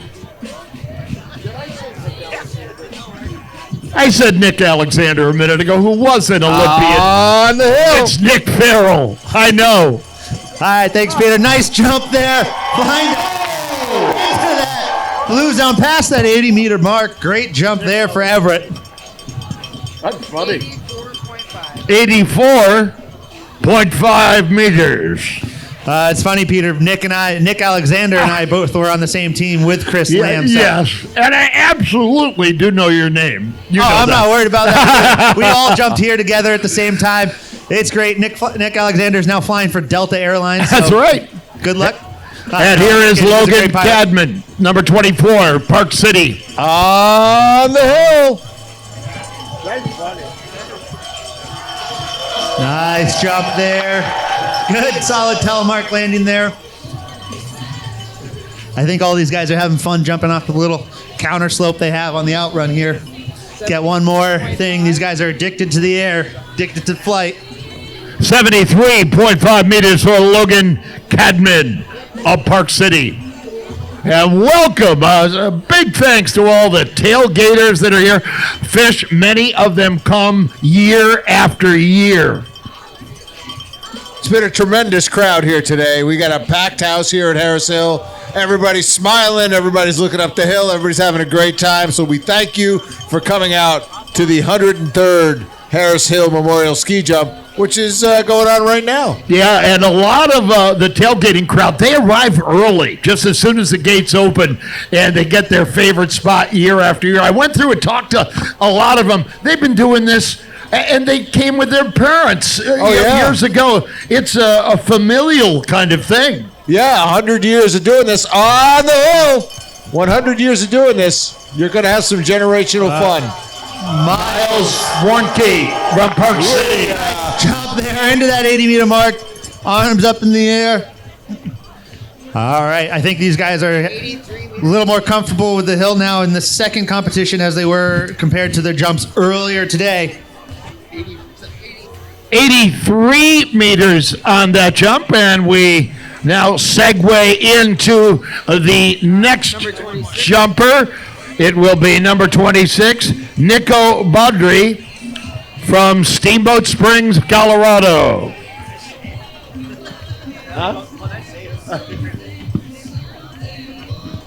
On the hill. Steamboat jumper. Wow. Nice. Good style. Not quite what he was looking for. Kind of slapped his thighs a little bit there. Not as far as he wants. Hands in his head. But you know what? That's the first round. There's still some close competition going on there. 80.5 meters for Nico. And that will conclude the U16, which means under 16 men. And we'll segue into U20 men.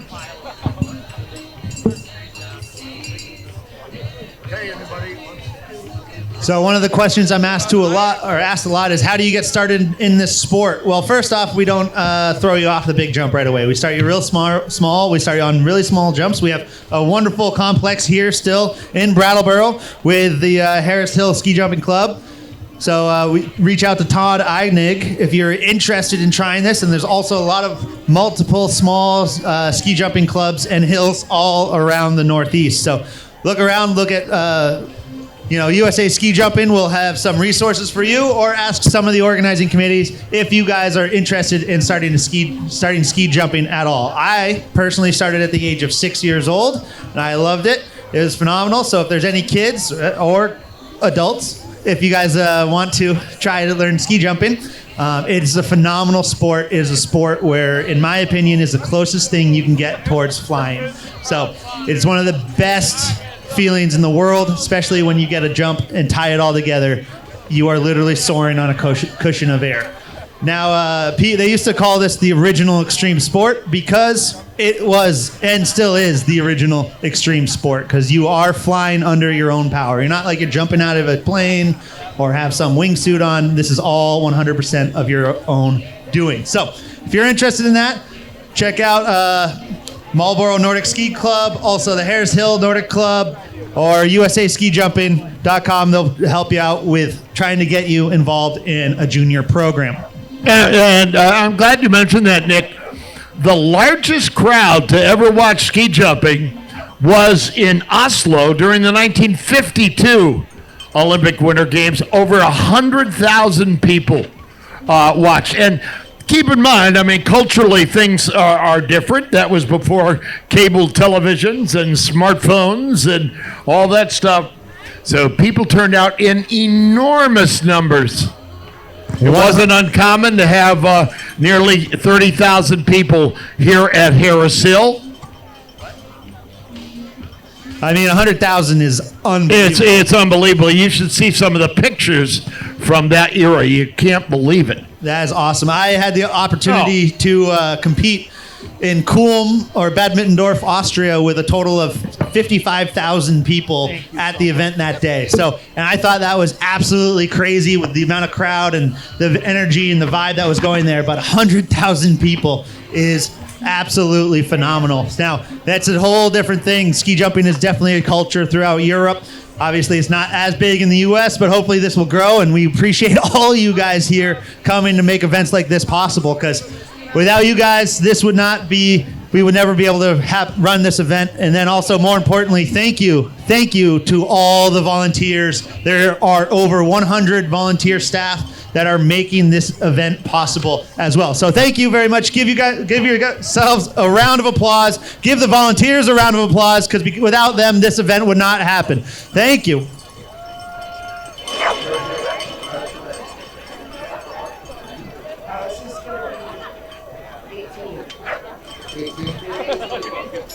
Okay. All right, so Maybe. Hold on a second. we're going to move into our U20 men's division. Conflicting with what I have.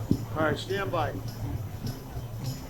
We're just getting some technical difficulties and start list things sorted out here, because we do have a new competition starting.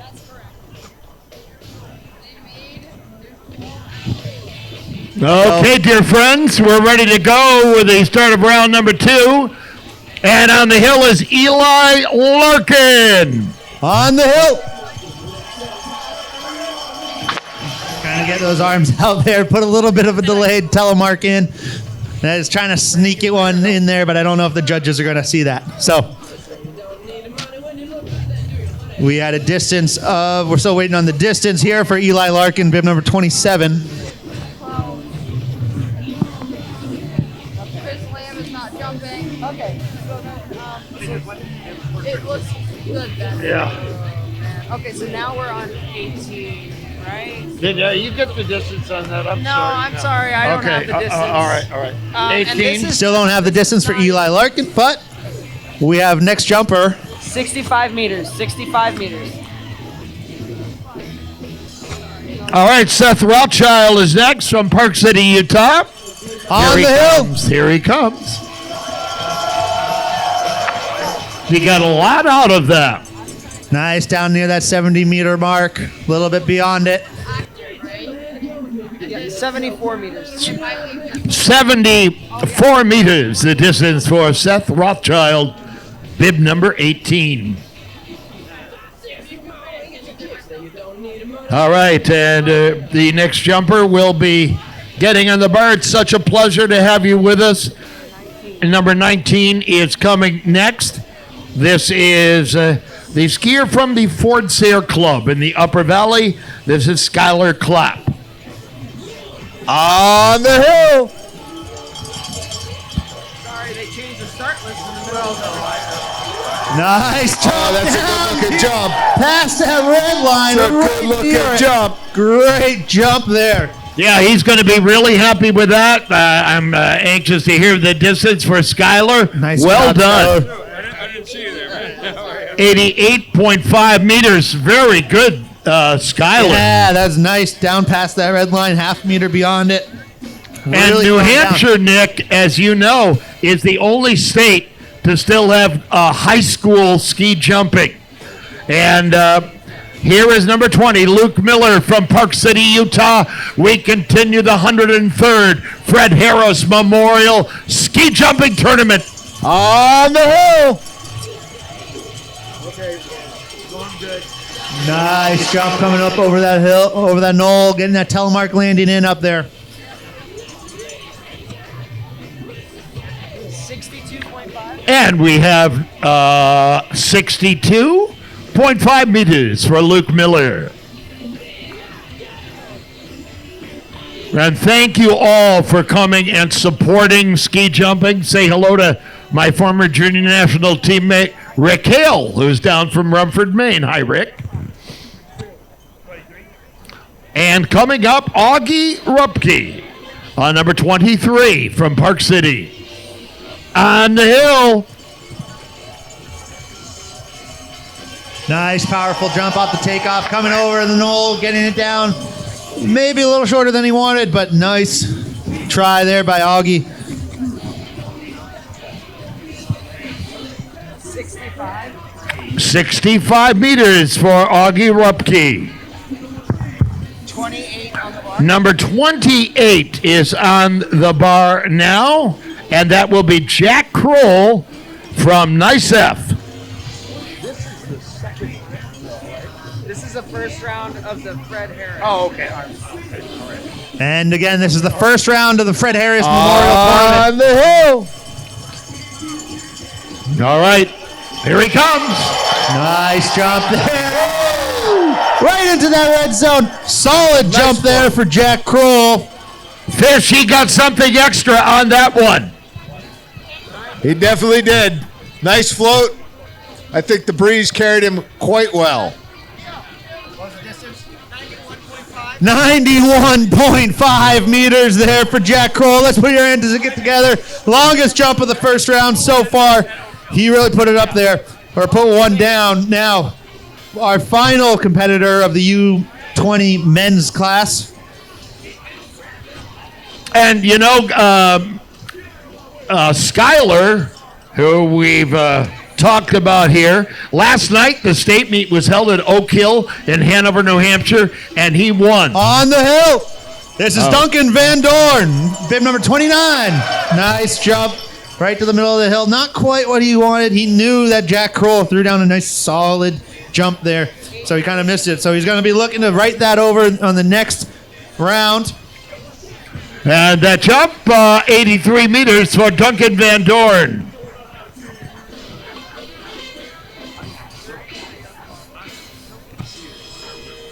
All right, so that was the end of our U20 men's division. Now we're going to move into our masters class, our legends of old from years past. And to show it can be done, here's a 58-year-old great guy, Patrick Arnone from Steamboat Springs. On the hill. I just can't imagine. He's here to have fun and Bravo! crowd. Let's give him a round of applause. He's been here for the last few years, showing us that it's still possible. Yep, it's great messaging. 49.5 meters. And again, if you guys are feeling brave enough and like if you have to burn some energy off with your children, you can walk up the side of the stairs where all those people are on the right side of the jump, and you can walk up there. Fun fact, those stairs are for sale. I think there's only about 22 stairs remaining. If you'd like to get your name or name of a loved one on there, you can buy a step, and it will be donated to the Harris Hill Fund. It helps keep this hill running for year after year. Thank you, Nick. And now Ola Holt from Norway, wearing bib number 34.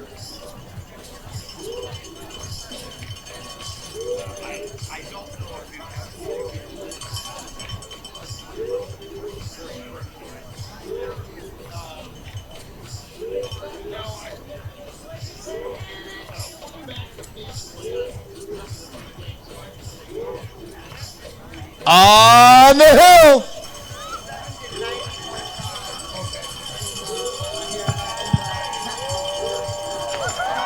Nice jump there for Ole Holt from Norway.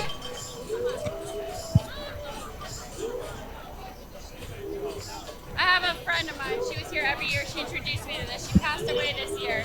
I want her name on a stair. I don't really care how much she You know what? I would go and thank you. 84.5 meters for Ole Holt.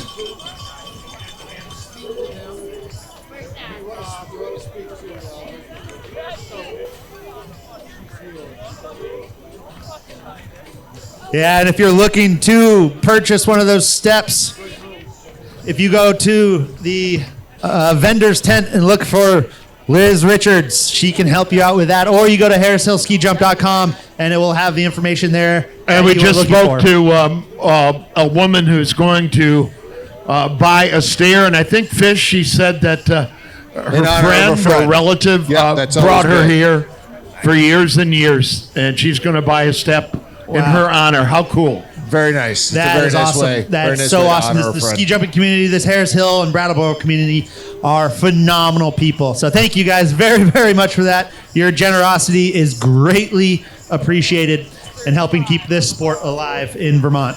This is number 35, Espen Olsby from Norway on the bar. Looks like we're starting close to the top. On the hill. Which the jumpers affectionately call the attic. Nice V, nice stylish jump down near the red line. Beautiful telemark landing, man. Those Norwegians are very, very stylish jumpers. They definitely have it in their blood. Yes, for sure, Nick. Espen Olsby in Norge. 89 meters. Bib number 36 is coming next. From Norway, this is Ronny Andriesen. World Championships start in Trondheim, Norway, in less than 2 weeks.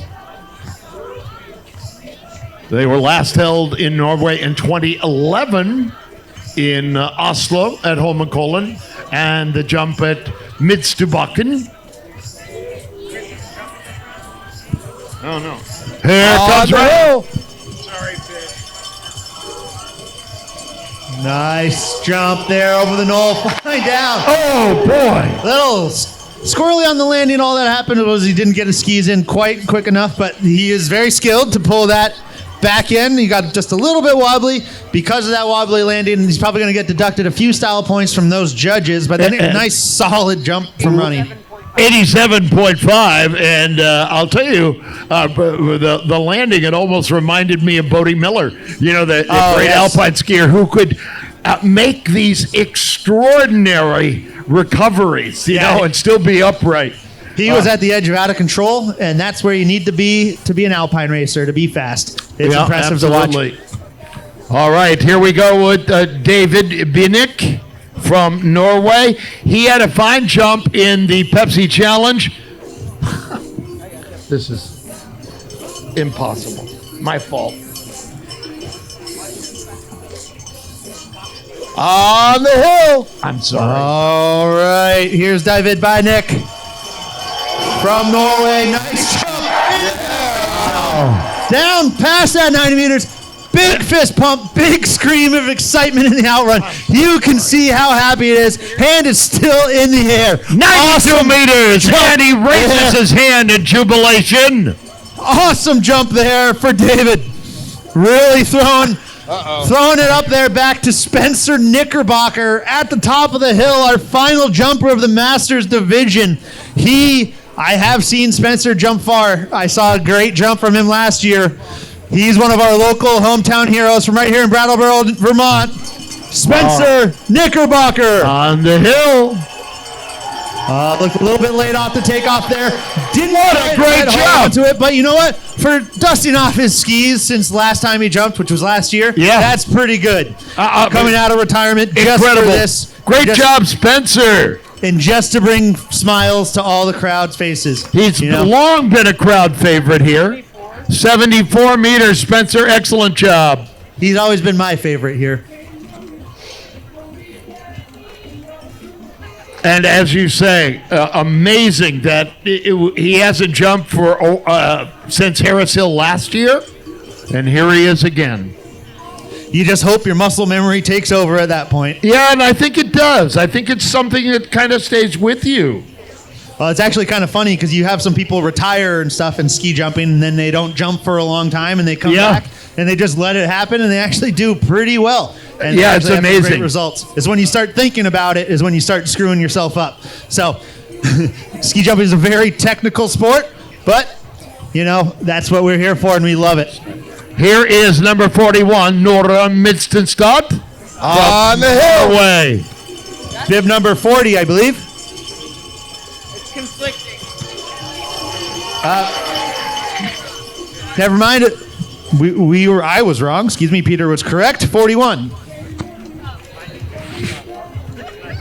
Yep. 72.5 meters for Nora from Norway. And now number 42, Laura Logar from Slovenia, a country that loves its ski jumping. We've had a very close relationship thanks to On the hill. people like Paul Masuda, who has really worked hard on getting Slovenian jumpers. That's a beauty. That's a There for Laura, right down near that K point, putting that telemark in. Again, we are in the open women's division right now. That was our second to last female jumper. And we have 88.5 meters, Nick, for Laura. Nice jump there. And again, guys, if you want to take photos or get autographs from all of these athletes, feel free to head up to them, ask them for a photo or autograph. They'll be more than willing. That's if they're right. not, come talk to me, and I'll make sure we get that sorted out. And coming up, bib number 43, Nika Zupanic from Slovenia, bib number 43. And again, thanks to BCTV for transmitting this live and around the world. On the hill. All right, let's make some noise. Let's get her down to the bottom of the hill. Nice flight down there. Excellent jump. Close to that 90-meter mark. A little hop on the end of the outrun. She was excited with that jump. That was a very strong first-round competition jump for her. Yeah, 91 meters. Great job. Oh, that's awesome. Great performance there from our women today. Phenomenal jumping. And that wrapped up our open women's class for the first round of competition. We're now going to move into our open men's division for the winged trophy, the Fred Harris Memorial Winged Trophy. The winner of this gets their name on the plaque, and their name will go down in infamy. Yeah, that first beautiful trophy crafted by Cartier in New York. This is number 30, Mitchell Pennig. Nice F. Oop, got a little squirrely there over the knoll. Kind of got a little too aggressive. It's kind of interesting. If you come off the takeoff a little bit and you rush it and try to get into that flight position a lot, you might actually cause more harm by pushing those skis away. You kind of want to have a nice, smooth, powerful jump off the takeoff. It's not about putting all the force down all at once. It's about having a consecutive, progressive build over the knoll. But now you see in modern ski jumping the evolution of boots and bindings, which just help you get into that flight position very quickly. Number 31, Maxime Glivka, Norgy Ski Club from Fox River Grove, Illinois. Yeah, he had a 96-meter jump in the competition earlier today. So let's see what he can do. This kid knows how to fly. He's jumping now in the opens division with all the big boys. Let's see what he can do. The hill. Norgy Ski Club, one of the oldest jumps in the country. Jump there. You know, he moved up into an older division for this competition. He had a nice jump right there on the outrun right by me. That was pretty impressive too, but that was a solid jump for Maxim. He's now in a higher age group for him. 87.5 meters. A lot of Norwegians, of course, as you know, immigrated from Norway to the Midwest and up to Minneapolis and in the Dakotas, etc. And so there's a big legacy of Norwegian jumpers that grew up jumping at Norgy Ski Club. Quick announcement, the Harris Hill Nordic Junior Jumping Team is doing a 50-50 raffle, and those tickets are still available up until 3:30. All right? So the Harris Hill on the hill. We have Sander Bakken, bib number 46. From Norway, great jump. Getting down past that K point. Solid telemark landing. Really putting in a solid effort for that one. 89 meters for Sander Bakken of Norway. The Harris Hill Nordic Junior Jumping Team, again, 50-50 raffle and raffling off a big bucket of candy. Oh, that's for me, baby. All right. I love some candy. That raffle will be drawn at 3:30, so get your tickets now. Now that raffle goes to help these junior programs continue, and we can have these events like this and have a solid development program. We can have athletes like Spencer Knickerbocker and Spencer Jones here, all from Harris Hill. It's awesome to see him here, and so your help is greatly appreciated. All right, here we go with the next jumper, bib number 47 from Norway, Ole Gravenmoen. Yeah, these Norwegians are known for being flyers. They have one of the biggest hills in the world there in Norway. On the hill. That's right, in Vickerson, a big ski flying hill. Nice jump coming over the knoll, nice and stylish. Down that hill, past that 90-meter mark. Awesome job from Ole. And you see these, all of them are longer in general than they were in the Pepsi Challenge. Yeah. And 93.5 meters for Ole Gravenmoen Norge. Yeah, as these jumpers get more and more jumps on the hill, they're getting more and more comfortable with it. A lot of these guys showed up last night before the target jump competition yesterday evening. And some of them, I was talking with one of their coaches this morning, and they're like, yeah, we got right out of the van and went immediately jumping. They drove all the way from Lake Placid, ran the Junior World Championships and the World Cup last week, and they just got out of a 3.5-hour car ride for an immediate competition. So as these guys get more and more used to the hill, we'll probably go see further and further jumps. That's right, and here we go from Poland, Victor Bakala. On the hill, let's make a little noise. Nice power off that, carrying it down over the hill into that red zone. Solid. He's wearing that GoPro on top. We'll see that one online. Make sure you follow him on social media. Victor Pekala from Poland. 88.5 meters. Number 49 is on the bar now. This is another Norwegian, Fredrik Evne. He did 88.5 in the Pepsi Challenge. On the hill. Our last two ski jumpers of the first round of competition. Frederick knows how to throw it down there. Getting in a little bit shorter than what he did in his first competition earlier today, but that's just the first round of our Fred Harris Memorial Tournament.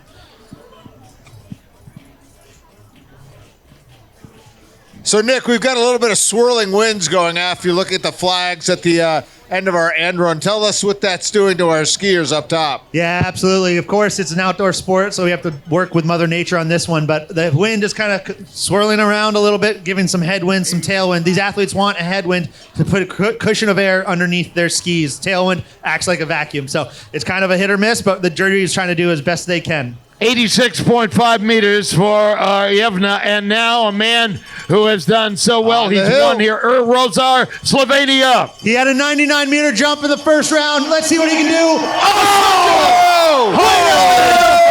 Definitely putting his hands up in the air. He was stoked. He knew he just threw down. That was close. Boy, Close did to that 100-meter mark. Rosar just nail that one, guys. Let's see. Wow. We're waiting on the distance for that one. And that's got to be around 100 or close to it. 101 meters. Wow. What an amazing jump from Rosar. He wants his name on that trophy. He loves it here. He's a multiple-time winner. Oh, what a solid jump. He had a 99-meter jump in the competition earlier today. And then he just threw down 101 meters. First person over today. Phenomenal job there from Rosar. Yeah, and the hill record is 104 meters, Nick. Ooh, he is solid. not far away from that. He is definitely not far away from that at all. And he looked like he had plenty of other ability to land further down there. He landed nice and safely. It wasn't dangerous at all. So we'll see what the jury says. Hopefully we can keep their speed up. And who knows, maybe we get a world hill record. Wow. Now, that ended the first round of the Fred Harris Memorial Tournament.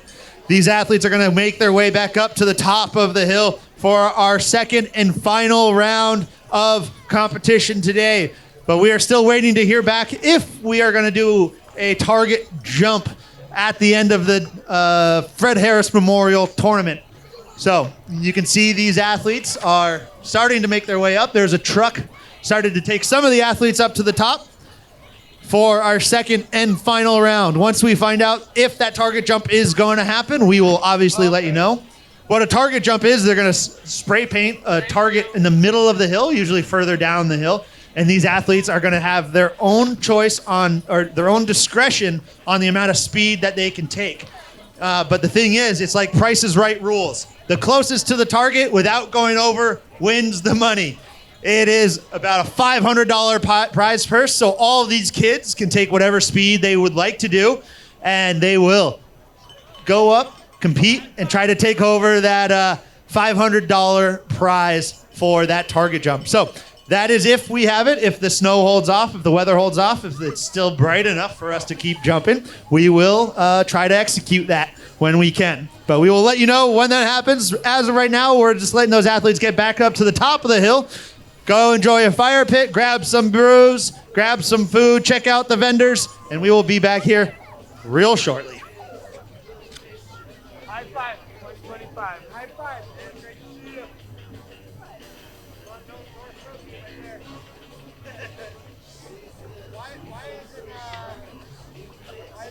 I am the one representative. If I get a burrows, I would. They chased me, by the way. All right. Will you be able to see it drop? No, grab top, babe. Grab top.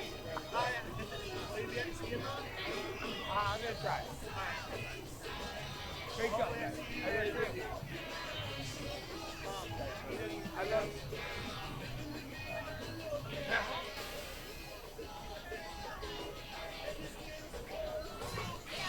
Hey, all you markers in the blue jackets on the side of the hill, can you hear us? Woo! Yeah, thank you, markers on the side of the hill. Your dedication is very much appreciated. You guys, without you, would not be able to make this event happen, as well as all the other volunteers here today. So thank you to all the staff that made this happen, all the way from the ticket booth, car parking, hill preparation, all of them. It is awesome. And again, we just started our second round, as we just saw our first jumper go off. Yep, and that is bib number 13. And that is Eiley Schill from Salisbury, Connecticut. So, all right, now we just started our final round of competition, which was also news to us. U16 women's division. That was our first jumper. 49 meters on that jump. All right, so yeah, we're just whipping these guys right off, trying to beat this storm that's coming in. Here is Caroline Chore, number 14 from the Fort Sayre Club. Just right up the road, up the highway, up 91, up near Hanover. On the hill.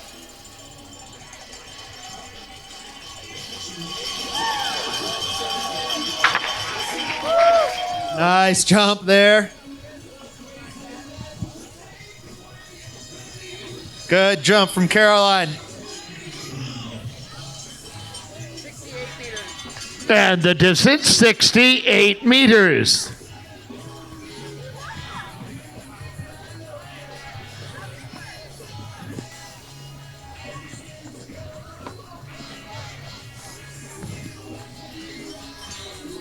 And the next jumper on the bar, Mackenzie Maines, bib number 15, Steamboat Springs, Colorado.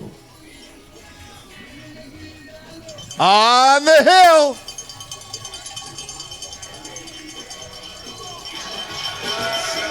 Nice speed technique there with a nice solid telemark landing. Putting that in, the judges are going to like to see that.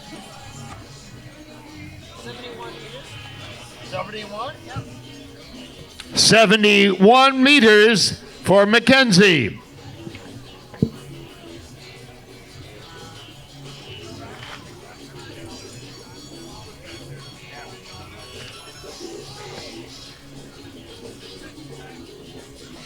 I discovered a lot more on these two athletes. They rode a lot. The girls from Slovenia, I guess.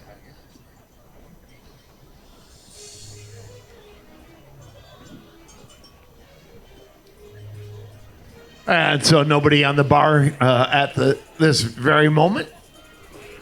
Yeah, we're going to adjust. That was our U16 women's, and we're going to move on to our U16 men. So we're just adjusting that start gate.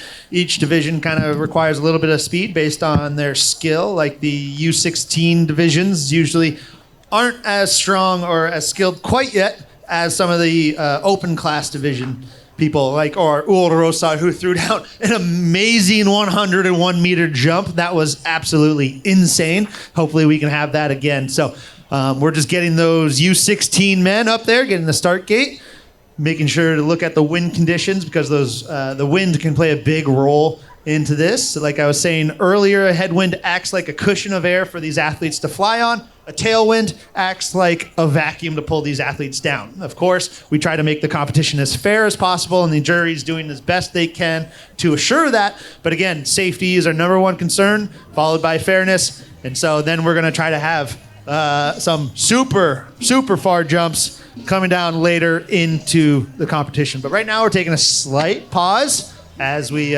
sort out some technical things. And you can see all those athletes at the top of the hill up there trying to stay warm, moving around.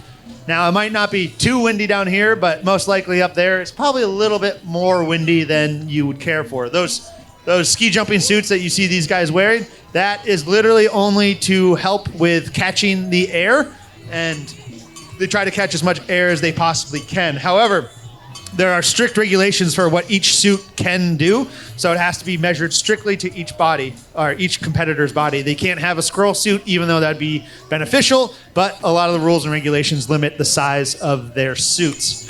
So, all right, Nick, we're about ready to go On with number the 5. hill. This is William Coffin. nice young jumpers here. I love seeing that these up-and-coming guys are getting off it. Sometimes, this hill is one of their first 90s that they ever jump. Some of these young guys, these are the first 90s they ever get the chance to jump. So it's awesome. 49 meters for Will.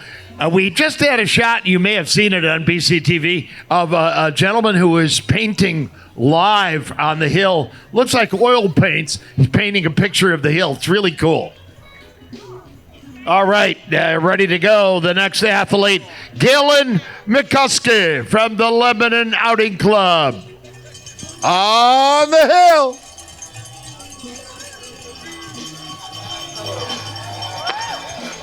Nice jump there for Galen.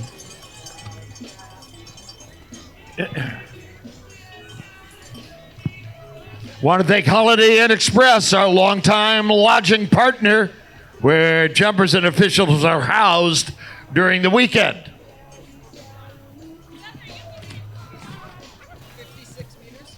And that jump was 56 meters.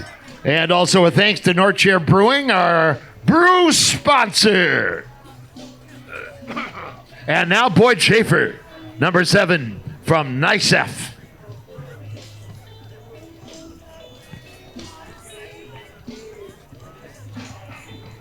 Waiting for that flag from his coach. On the hill. And he's got it. Here comes Boyd Schaefer. Nice, solid, stable jump over the hill, putting that telemark landing in. Good jump there. Now, just to reiterate a little bit more on those suits these guys are wearing, I said they were highly regulated. What does that mean, highly regulated? Well, let's say they're given a 4 centimeter tolerance to their suits. So if their bicep measured about 20 centimeters in circumference around, if you took their suit off and measured their suit could only be 4 centimeters bigger, so 24 centimeters bigger than that. 64 meters on that last jump. And here is the local favorite, bib number 8, Spencer Jones, Harris Hill Nordic Club. And he's on the hill. Let's make some noise for our local jumpers. Let's go, Spencer. Oh, Nice. great style, great float for this young jumper. Awesome jump there for Spencer. Competing here with the big boys. What a thrill to be a young jumper and go off the big hill. 75.5 in his longest jump of the day. That was 75.5 meters, and that's his longest jump of the day. And I don't know about you, but I'm beginning to see a few flakes. I love it, yeah. Here's a little bit of the snow. As promised. As promised, Fish. On the hill. Here's bib number 9, Langdon Devon from Steamboat Springs, Colorado. Down near that 70-meter mark, putting that telemark in. 70 meters. 70 meters, Nick. You called it right on. And we just got confirmation. After this. We just got confirmation that we will do a target jump at the conclusion of our event today. Oh, awesome. So stick around after the end of this. We will go immediately into a target jump. Give out $500 to the one that's closest to the target they put on the hill. But right now, we have Liam DeMong from Park City. Nice flight, yeah. Getting down there, fist pump. That was probably his best jump of the day today. He was stoked. I think so. 84 meters, yes. Solid jump there for Liam. Great improvement today. Awesome seeing that fist pump and that emotion at the bottom of the jump. Great job. And Nick, we don't want to be skimpy on him. It was 84.5. So Yeah. we go. You better give that extra half meter. Yep, he earned it. All right, as we continue on, here's another skier out of Steamboat Springs, Colorado, number 21, Everett Baldwin. Kind of had those skis a little all over the place. Didn't come off quite as balanced as he wanted to. But he did get that nice telemark landing in there. 61.5 meters for Everett Baldwin.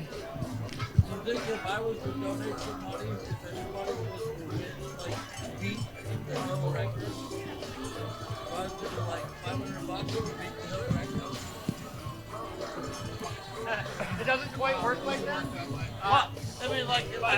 All right, the next jumper getting on the bar. We thank the Richards Insurance Group as Caden Graham gets ready to go. Richards Group is a locally owned statewide company with insurance options for business and families. All right. In the air we now have. What a nice jump. Coming down. Bib number 27, 22, I apologize, Caden Graham. from Steamboat Springs, Colorado. 86 meters. All right, the next jumper coming Nice out jump on the there bar for as we thank Mount Snow, some of the best skiing in the East. Mount Snow loans us their Snowcat to help prep the hill. We could not do it without them. Here is Logan Cadman. On the hill. Representing Park City, Utah. Nice, strong jump there coming over the hole. Ooh, kind of came down a little quicker. Looked maybe a little too aggressive over that knoll, but I'm at the bottom of the hill, so what can I say? Their coaches will tell him what he may or may not have done that round. 72.5 meters. And Nick, that takeoff move is very subtle, isn't it?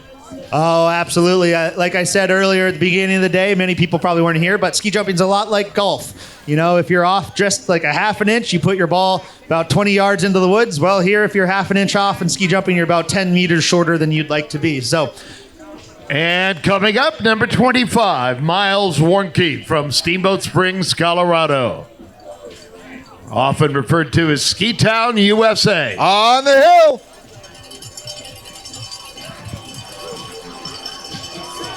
nice jump there. Close to that 80-meter mark, trying to slide that telemark in. 81 meters on that jump for number 25, Miles Warnke, out of Steamboat Springs, Colorado. Lost and found, and it looks like a service type hit, so we didn't want to just ignore it. Somebody dropped it off and somebody found it on the ground. Oh, well done, Miles. That belongs to someone very important. And skier on the bar coming up. We also want to thank North Star, the world's premier nuclear facility decommissioning company. Here is Nico Bodra, bib 26 from Steamboat Springs. Quick announcement. Somebody just dropped off what looks to be like a service pin, a star, a gold star from a military service. So if anybody is missing anything like that, we will have that for you at the announcer's booth. Again, a gold star has been found and turned in. So it's just a pin. If you're missing, please come see us. We want to thank our ski patrol, who is here in case we need them. We thank you very much. Berkshire East, Magic Mountain, and we have Rescue Inc. on hand. I hope I got all the ski patrol. Here's On the the next hill. jumper. Nice Wow. jump there. And he was right over those skis, Yeah, almost on top of them. He was really, these athletes, they really get out over those skis. That is an understatement there, Peter. These guys are nearly horizontal. It's pretty beautiful to watch. If you ever have the chance to go hike up the side of the stairs, you can see what we are talking about. And 85.5 meters for Nico.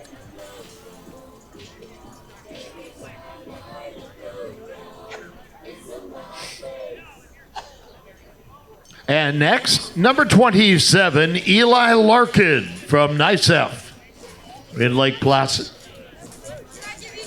They brought a lot of athletes over. We're glad to have them. And he's on the hill.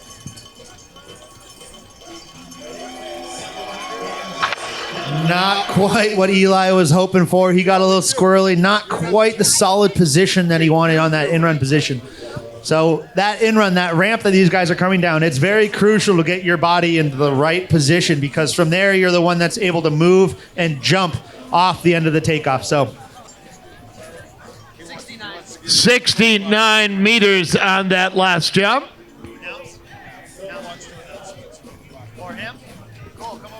Like, can I say on the hill? On the hill, Spencer. Yeah, do that with this microphone. All right. All right. Fish is training a young man who All right. wants to say on the hill. But So we'll let him fish, right? yeah, I think we're going to let him do it. But he just wants to do it for Spencer Knickerbocker. Oh, okay. All right, so okay. when is he coming up? he's got about 10 jumpers until Spencer Knickerbocker is coming up. But because right now we moved off from the U16 men's division, we're going to move into our U20 men's division, which is a nice stacked field. We have a nice, strong representation here. Then after U20 men's, we get the masters class, followed by the open women, and then the open men who are competing for the Fred Harris Memorial Tournament. U23 men coming out of gate 18. So we're going down a little bit.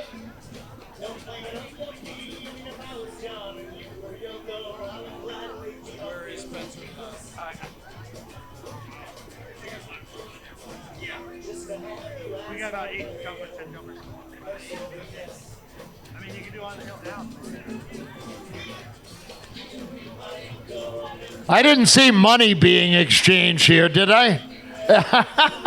There are donations there, Pete. The donations. I didn't see money exchanged for that young there's man to say he's on the hill. We're gonna let this one go for free, Peter. I can't keep doing this forever. We'll see. I know. We'll see if the kid's got the chops. I mean, I hear people want you to do their answering machine. Yeah. He's on the hill. Not right now. That was a test. All right. Here we go. Seth Rothschild, number 18 from Park City, Utah. On the hill.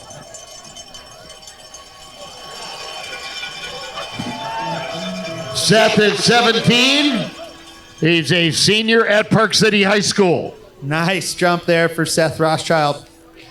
Now, if someone would like to donate $100, I'd be willing to let them say on the hill for the next jumper if they'd like to do that. But the donation would go to the Harris Hill Ski Club in the 74 junior meters program.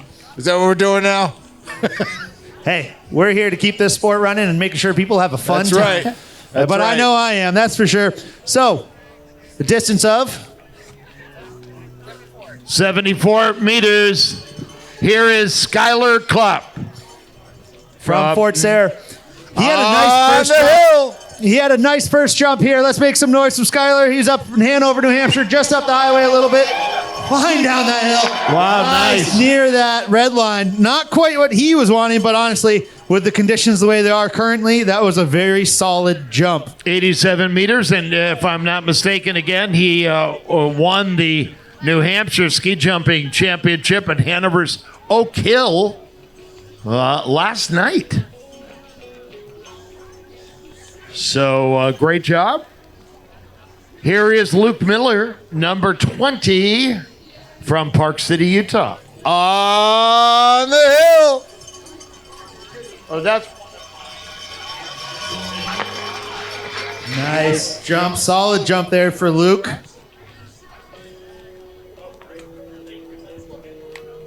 Thank you very much. David has another side door. That's fine. That's fine. Thank you.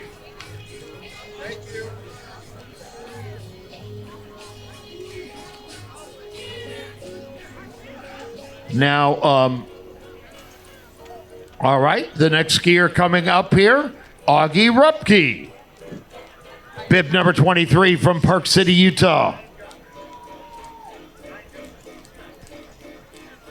And we have, I guess, 9 jumpers, Nick Farrell has said, till Brattleboro's Spencer Knickerbocker comes down. Meantime, he's on the hill. There's a jump for Augie. It looks like the conditions are getting a little bit more difficult for these guys up there. 67 meters on that ride for Augie Rupke. All right, we've got a iPhone that was just turned in here with a case with some like a floral design on it. If you are missing an iPhone, a Verizon service, please come to the announcer's booth. We'll have it for you here.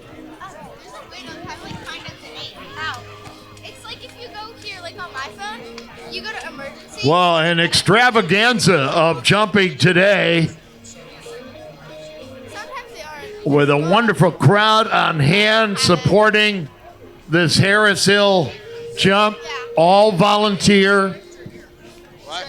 And here is Jack Kroll from NICEF. On the hill. Nice jump. Nice. Right down there. Good jump there from Jack Kroll. Near that critical point. All right, we'll get the distance on Jack Kroll. 88 meters for the skier from the New York State Ski Educational Foundation. Looks like we're on our last skier for U20 men's class for their final round of today's competition. But don't forget that we do have our target jump after this round of competition. So we do have another round of more exciting jumping coming this way. We're going to limit or remove a lot of the restrictions for these athletes, and we're going to try to have them go as far as they can to the target. On the hill. And here's bib number 29, Duncan Van Dorn. Getting Nice. He's double fist pumping. He kind of enjoyed that jump. 83 meters on that leap for Duncan Van Dorn. This is special fan club right here. Yeah. Masters are going out of gate 20. All right, the Masters are going out of gate 20.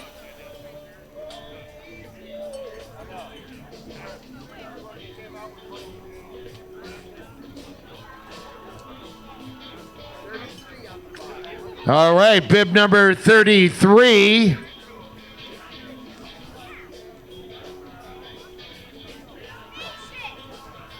And here is the 58-year-old wonderkind, Patrick Arnone, at 58 years old from On Steamboat. the hill. Away you go, Patrick. Was that a little fist pump I saw there, Peter? He did a little fist pump, I think, right as he landed. Awesome job for Patrick. Still out there kicking it. And interesting, too, when you think about age and jumping, the Japanese still have Noriaki Kasai. What is he, 52? Something like that. Something like that. He's competing this weekend in the World Cup in Sapporo, Japan. So that's phenomenal. Yeah, it's amazing. 51 meters. Live from Brattleboro, Vermont, and the 103rd Harris Hill Tournament. Did somebody just drop off a tray of cannolis? Yes. Outstanding. Yeah. I'll take one of those for my ride home. Yeah, these announcers do appreciate their tips. So whoever dropped off those tray of cannolis, we thank you. Thank you. Here's the Norwegian Ola Holt, bib number 34. Heia Norge! On the hill.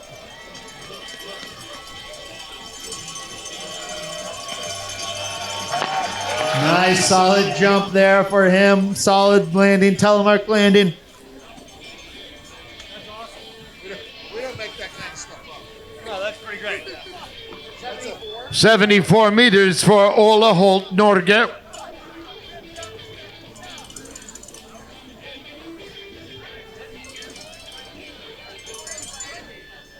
Good job, Ola. And there are those Slatner ski jumping skis made in Slovenia. Oh, right. Yeah, Peter, earlier you mentioned these new bindings that these guys have. So ski jumping is very unique because they have a free heel binding, but they also put cords in the back of their heels just to make sure those ski tips don't come up too far. So it's a free heel binding, so that's why it's a Nordic sport. However, we do add a little bit of restriction there to make sure those skis come up not as far as they would like to. So there's been a huge advancements in binding technology ever since 2010, and it's really kind of changed the sport for the better. And so we've had some amazing new equipment advances as well, allowing for much further and more spectacular jumps. All right, number 35, Espen Olsby from Norway is now at the top of the hill.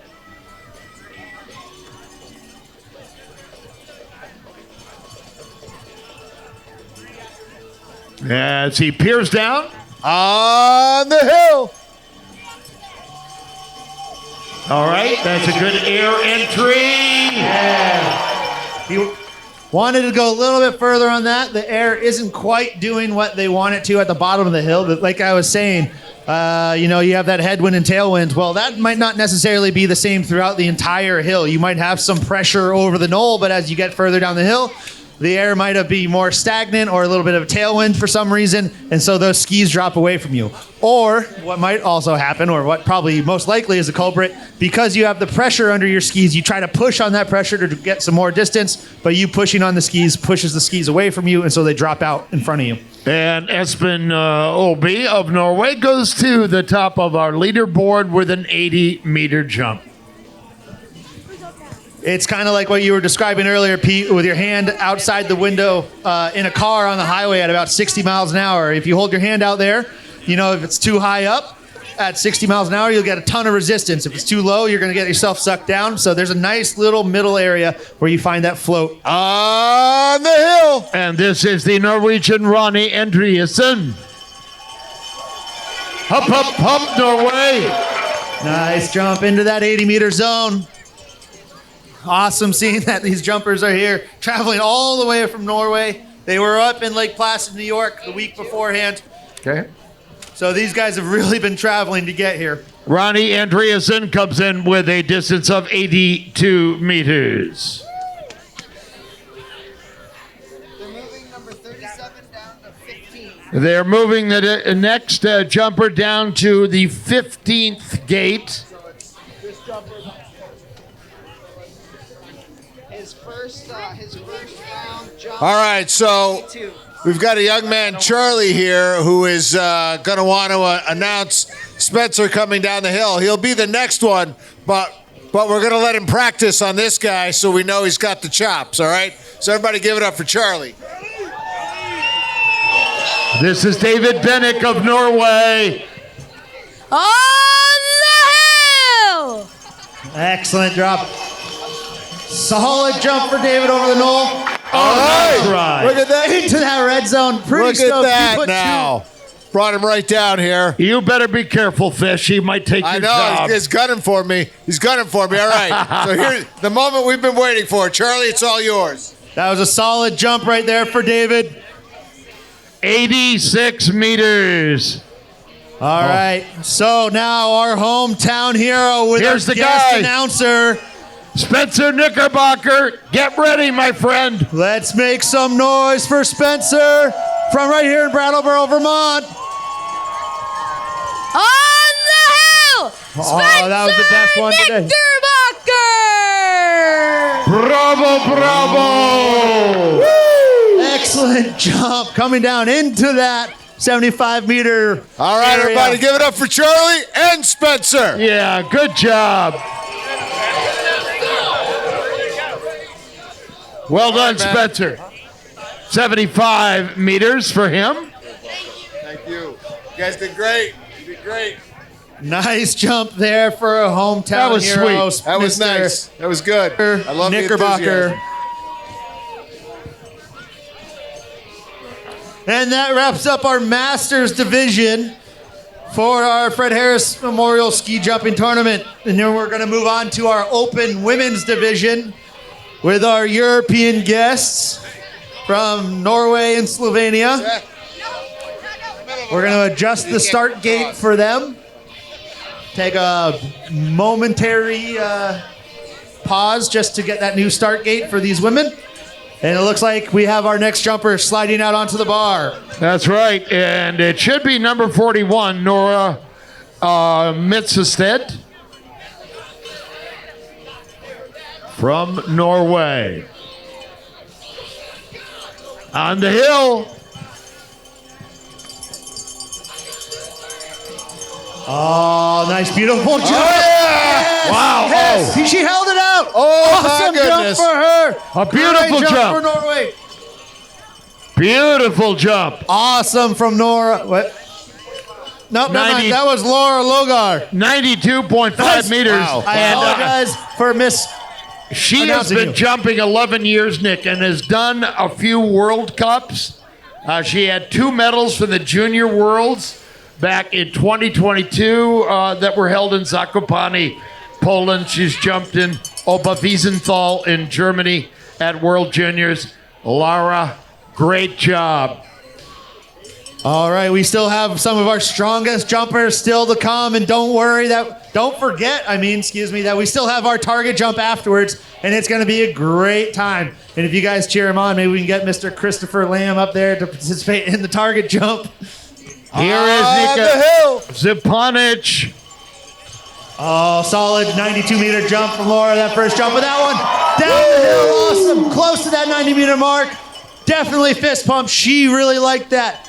Ladies and gentlemen, don't forget, we still have a target jump after this round of competition. 91 meters on that jump. She has a number of medals from the Junior World Championships. Yeah, these are strong, young Slovenian jumpers, which is awesome to have them here competing for everything. And that wrapped up our women's open division. And now we're going to move into our open men's class, the ones fighting for the Wing Trophy, the Fred Harris Memorial Tournament. We have our top 7 jumpers remaining. Remember, we have our current leader, Ulrich Rosar, who had a jump of 101 meters in the first round. Right now, on the hill is Mitchell Penning from NICEF. Nice, solid jump over. Great jump from Mitchell right down near that K point. Oh, he sent a word up to the top with that jump. Waiting on the distance. 88 meters there for Mitchell. Solid jump.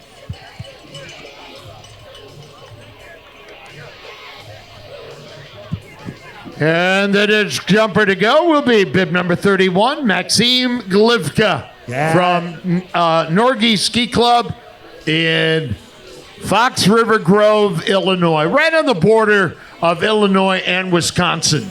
He had a 96-meter jump in the competition earlier. Let's see what he's able to do. Nice wide, beautiful V, down past that K point. Beautiful telemark landing there. Excellent outrun jump as well there on the little bump on the outrun. These competitors are having fun for sure. 89, go ahead.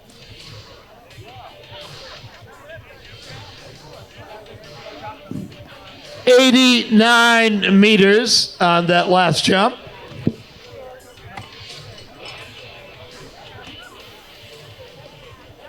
Thank you for the lovely lady for picking up the paper that I dropped off of my table. But nice 89-meter jump there for Maxim. Solid young kid. He has a lot of potential going into the future. So, again, open men's division. And from Norway, bib 46 is Sander Bakken. Roll that up. All right, we'll make it available. Oh, all right. Nick, he's on the hill.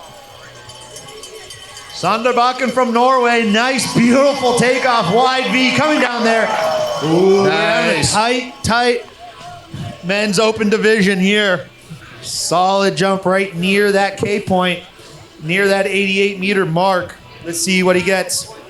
89.5 meter jump for Sander Bakken, Norway. Excellent. All right, we have our top 4 jumpers remaining in this competition for the Fred Harris Memorial Tournament, all of which are vying for that prestigious spot on the Wing Trophy. So, we're waiting up for that start gate. The athletes are finishing up, getting their bindings on, making sure their equipment's all set. And I can't wait to see Rosa of Slovenia so close to that hill record of 104 meters. Could it be broken today? I feel like the conditions are favorable. Yeah, I think we've had really very fair competition. Absolutely, and the hill's in great shape from an amazing hill crew. We know Kenny Barker's over there getting that hill set up along with many other people. All right, here is Ole Government. On the hill. It's representing Norway. Big V grabbing a lot of air right down the middle of the hill. Nice jump there for Ole. This open men's class is going to be tight. So 88.5 meters for Ole Gravamon. All right, our next jumper is going to be coming to us from Poland, Victor Pekola. They've got many jumping complexes around there, but among them that have had World Cups, places like Zakopane, Wisla in Poland, and they've had a very strong team a couple of years ago, really strong. Yeah, still strong team now. Currently, just haven't been getting the results that they've been hoping for, but they still have tons of potential, and their junior program is looking very strong as well. So yeah, of course, it's awesome to have these Polish jumpers here. And the great David Kubacki, one of those Polish jumpers. So here is Victor, number 48 from Poland. On the hill. Nice jump there for Victor. Down past that hill point, or that K point, excuse me. Still rocking that GoPro up there, so definitely check out his social media handles. Probably post that up there somewhere. 88 meters for Victor from Poland. And the next jumper to come will be Fredrik Jevna, bib 49 from Norway. Yeah, he's out on that start gate. Our final two competitors of our Fred Harris Memorial Tournament. Don't forget, we still have our target jump afterwards, which is full of a lot of excitement. But right now we're here focusing on who gets their name on that prestigious winged trophy. Sitting up there waiting for the flag of his coach and being given the green light. On the hill. Here comes Frederick. Let's see what he can do. Nice flight over the knoll. Coming in a little shorter than he wanted to. He knew that wasn't there. He left some still on the table. Not quite what he was looking for. 85 meters, Nick, for that ride. And now what is going through the mind of number 50, Rosa from Slovenia? Yeah. He's had brilliant jumping today. Absolutely. 101 meter jump in the first round. He broke that 100-meter mark. Let's see what he can do. He's at the top of the jump, our last competitor of this tournament. So, ladies and gentlemen, let's make some noise for our guest from Slovenia. A bunch of noise. A bunch of noise. Keep it going. Keep it going. And he can hear you from up On there. the hill. Oh, let's see what he's got. Rosa, Nice power. Nice power flight, down nice the hill. Oh! He puts his thumbs up. He takes the bow on the outrun. Wow. He knows that was an amazing jump. That was a very commanding jump. And we get the distance 99.5 meters. Wow. What a far jump. A jump of 101 and a jump of 99 meters for Orosar. I have to say that probably secured him the win. So, very, very impressive performance by Orosar. So, I'm going to just go out on the limb. Again, this is not official. This is just speculative. But I'm going to say Orosar took home the wing trophy and got his name cemented in history. Yeah, and correct me if I'm wrong, Nick. He has already won here before, right? I don't know Absolutely. if it's one or two times. Absolutely. He might even be here for the next couple of years to take home the next trophy, too. Yeah, a beautiful trophy under the direction of Fred Harris's daughter, Sandy Harris, who has done such a great job as a caretaker and curator and funder of the winged ski trophy.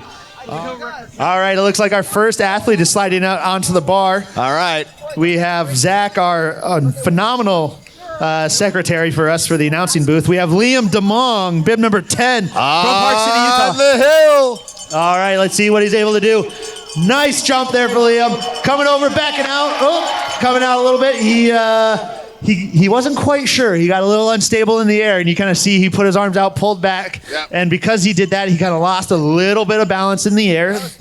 And that was a distance of 82 meters, not quite as far as he wanted to go. And he dragged, and he touched his hands on the ground because he got a little swirly in the air there.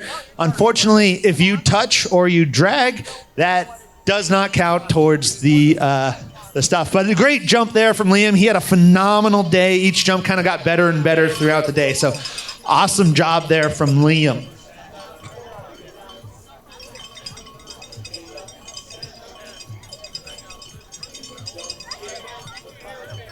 It's awesome to see Liam here because I used to ski jump with his dad, who was an Olympic champion and was a phenomenal person as well. And so it's awesome to see that ski jumping continues in the generation there as well. All right, next up we have bib number 22, Caden Graham from Steamboat Springs. On the hill. All right, let's see what he's got with that bright orange helmet. Name of the game is trying to land right on that mark. Nice jump there down near that 85-meter mark. 86 meters. All right, he's currently in the lead. Unfortunately, Liam dragged his hands on the ground, so that did not count. So currently, Caden is in first place.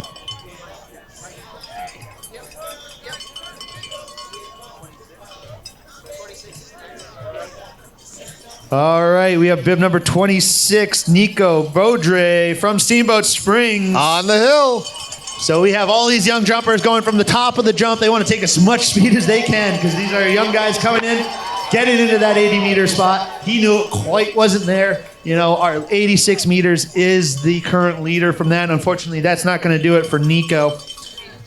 82 meters. Nice try. Again, some of these kids, they're just kind of up there getting more experience, getting other jumps in, getting more practice in, basically.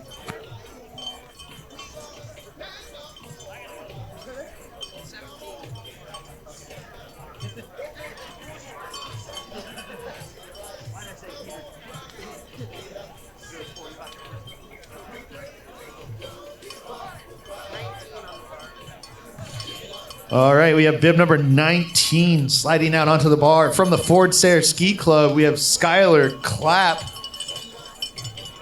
He's checking his suit, making sure his zippers are up tight, and he's on the hill. Getting a nice solid in-run position. Nice jump there. You need to get down there. Woo, got a little swirly on that landing. You know, target jump is really different from what we're used to, because you might feel that you had a good jump coming over the knoll and you don't want to go too far, obviously, because you don't want to outshoot the jump. So it's a little bit of a half-hearted. You want to fully go for it. You're not quite sure because, there's a lot of money online right now. You're trying to hit a spot on the earth. That was 87 meters, that last jump. Yeah, just think about that, Fish. You're trying to go off a jump at 55 miles an hour to jump it perfectly right at the end within a foot distance of each other at 55 miles an hour, only to try to land at a specific spot at the other side of the earth to just land it also coming in at around 60 miles an hour to land. So sounds easy. Yeah, real easy. All right, we have bib number 42 at the top of the jump. Got the green light. He's on the hill. On the hill. Laura Logar. Sorry, I apologize. This is Laura Logar coming in, backing out over there, getting close, down near that 90-meter, fist pumping that. That was very, very close for Laura. 90 meters. 90 meters, our current leader, Laura Logar from Slovenia. She has set the bar high. There's only a 3-meter window that all these guys at the top of the hill know about. And she's there, but she's stoked. She's sitting pretty. She is sitting in the money currently, but there's still 13 to 14 more jumpers up there at the top of the jump. Let's see what these guys can do. She was kind of pulling out a little bit. We call it backing out. As you come over the hill, you think you might be going a little too far, so you put your arms up, trying to stifle some of your distance that you might carry. However, that 94-meter jump is a far jump. Funny thing about that, the backing out or putting your hands out, as you do that, you start to steepen your rate of descent. So it's actually sometimes harder to land when you start pulling your arms out or trying to come in sooner. Think about it as you come into more of an elevator shaft instead of just staying with the jump the whole time and gliding into landing. So sometimes going a little further while staying in your flight position as best as you can and going as far as you can actually is a little easier than trying to back out. Sort of more or less following the contour of the hill. Yeah, exactly. And so sometimes it takes guts to do that because maybe you get on one and you've got a lot of height and you're carrying it over the speed, but it takes a little guts to do that. But as you can see, these athletes are on top of a tower hucking themselves off a mountain, so we know these guys have some solid guts inside them. On the hill. All right, we have bib number 43, Nick Zupancic from Slovenia, Laura's teammate. Get in there. Ooh, that was close. I'm not quite sure that was it. It was right near that red line, but not quite. I don't know how far. Hello again. That is 87.5 meters.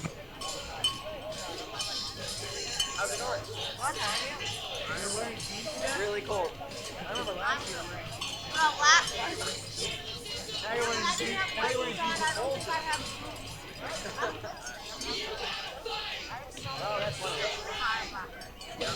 On the hill. All right, we have bib number 31, Maxim Glivka. He had a jump of 96.5 meters. Beautiful V coming. Oh, yeah. Ooh, that was very close. He doesn't know what that was. He's shaking it out. Not quite Nick. sure. Was it too short? Was it too far? We'll have to see those markers on the side of the hill. There. 90 meters for Maxim Glivka. He kind of backed out a little bit. He knew he had a little bit further than that. You could kind of see his hesitation over that. You know, this is one of the things I discovered from this hill, from competitions past, is, you know, you got to stay with your jump because it'll pull you down a lot quicker. It's one of those weird profiles of a hill. Every hill is unique and has a little bit of characteristics of their own. Quick announcement, if you're at the hill and you're reliant on a shuttle bus, those will stop running at 4 o'clock today. All right, the shuttle buses will stop running at 4. On the hill. Right, we have our next jumper. Bib number 25 from Steamboat Springs, Miles. 1 from Steamboat Springs, Colorado. Pulling it out there. Oh! Jump. Oh! He is pumping. Was that too far? Who knows? Is it close? It was an amazing jump from Miles. That could have been close. 93 meters, Nick. 93 meters for Miles. One key, of course, from Steamboat Springs, Colorado. He landed right on that. So currently, he is sitting pretty. Now we'll see, are there going to be other people that do that? I don't know. These guys at the top of the hill know that they just need to land on that spot, right on that target. Great jump there for Miles. That was amazing.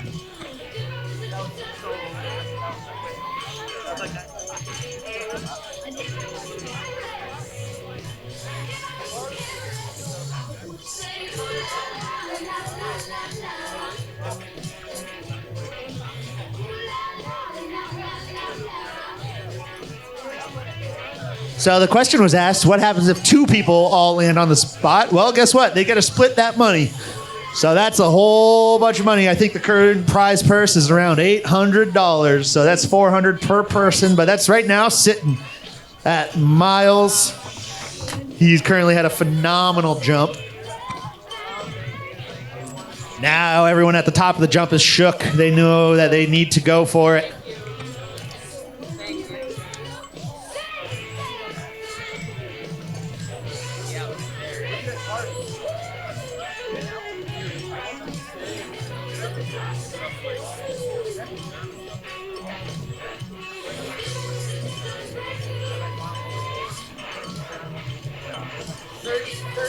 On the bar. 35 on the bar. All right. Setting out on the bar, Espen Olsby from Norway. Trying to get that 93 to mark.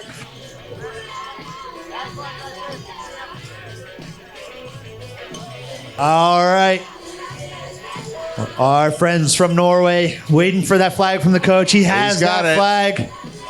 On the hill. All right, here comes Espen Olsby. He's trying to tie that 93-meter mark. Nice flight over the hill coming in. Ooh, a little bit shorter than he wanted to. Not quite what he needed. All right, so Miles is still sitting pretty.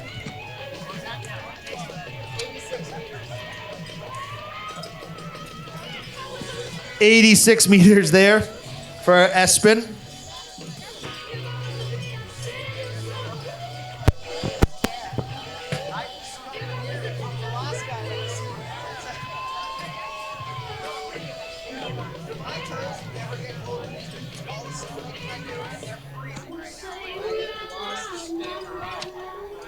All right, we might hold up a little bit. Just we're gonna hold on the jump.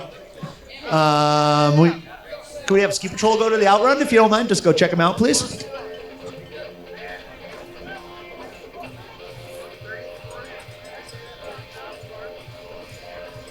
Okay, we have a clear landing hill, so that's totally fine.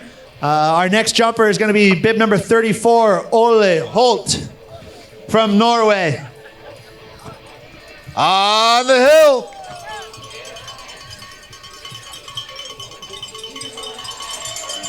Nice jump there from Ole, getting down there. Ooh, coming in. He was pretty stoked with that 88-meter jump, roughly, around there. I was just guessing that. I'm not totally sure exactly what the distance was, but solid jump there for Ole. I don't know if it's going to do it close to that 93-meter mark. 88 meters.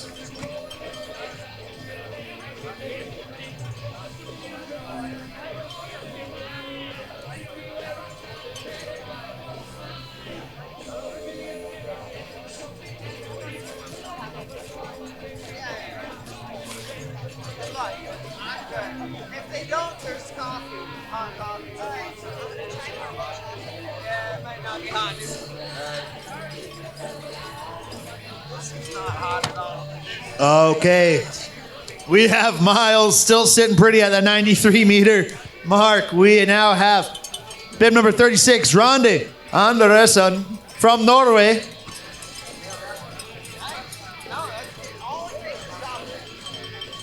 Waiting for that flag from his coach. Looks like he's got On the hill. it. All right. Nice solid jump from him.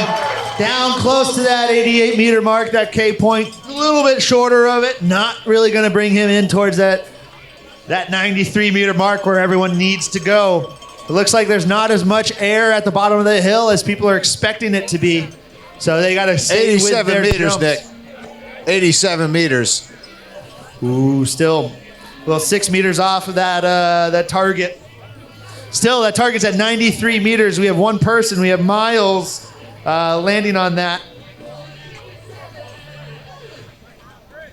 Miles Warnke from Steamboat Springs is currently in the lead. Right now on the hill, we have 46, Saunders. Buck, it's a nice jump. Bringing that down. He was so close. He's not totally sure. Oh, that was real close to that. Let's see what the markers are giving him.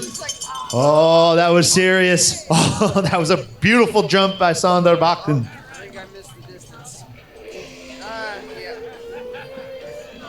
Where? 91. 91 meters, a close and solid attempt by Saunders there. That was a phenomenal jump. He had some great jumps today, but that one didn't quite do it. Now, we also have from Norway, bib number 49, Fredrik Jolnev from Norway. On the hill. Nice technique over the knoll coming in. Pulling out, pulls it down. He was real close. He had that fist pump. He knows that was a very close jump. He's going to wait for the distance on that. He's praying for that distance. 93 meters, tying that jump record there. Awesome jump there. Phenomenal. Tying that with Miles. Phenomenal jump. Good job. Oh, man, we now have 2 people sitting at that 93-meter mark. That is phenomenal. I'm glad that committee of the fire pit donated that because these athletes are being able to split some of this money. But some of this, people at the top, we have Victor Pekla from Poland, bib number 48. Wanting to get in on this too. He's got on the hill. He's got his GoPro on. He's on his way. Nice flight over the hill. Ooh, didn't quite hold out where he wanted it to be. But that was a nice attempt by Victor. We appreciate him coming out. Awesome having him here. He had some great jumps today and really threw down. 83 meters. 83 meters.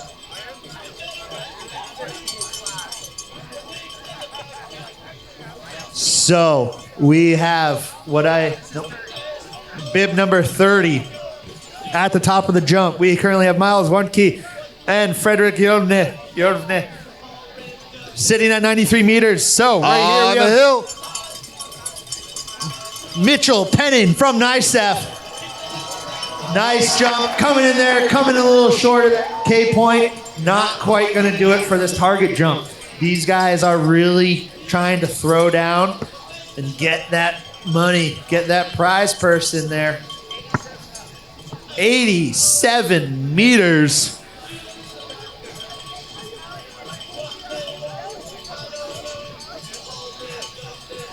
All right, we have our last few jumpers at the top of the hill. Maybe even, looks like we have 2 more jumpers from what I can see right now. Looks like our next jumper is gonna be Ole Gavremon from Norway, is getting his skis on and ready, as well as our winner from the competition earlier today, Ur Rosar, who had a jump of 101 meters. He wants to add on to his victory bonus that he's got. So let's see what they're able to do. But first we have Ole Gavremon wants to get his name involved in that target jump and get some of that prize money with everyone else. So 93 meters is the target. He's up there. I can see him getting his equipment ready. And he's about to slide out up onto that start bar. It looks like our last 2 athletes of the day. Let's make some noise for these athletes. We have Ole Gavremon from Norway lining up his skis into the track. The final 2 jumpers of the 103rd running of the Harris Hill Memorial Ski Jump. We're down to our last 2, Nick. Absolutely. It's been a phenomenal weekend so far. On the hill. On the hill comes Ole Gavremon, looking for that 93-meter jump. Coming in a little shorter than he wanted to. He knew that was not what he wanted. So he kind of showed his disgust with that one. That was definitely shorter of that K point mark, probably around 85 meters.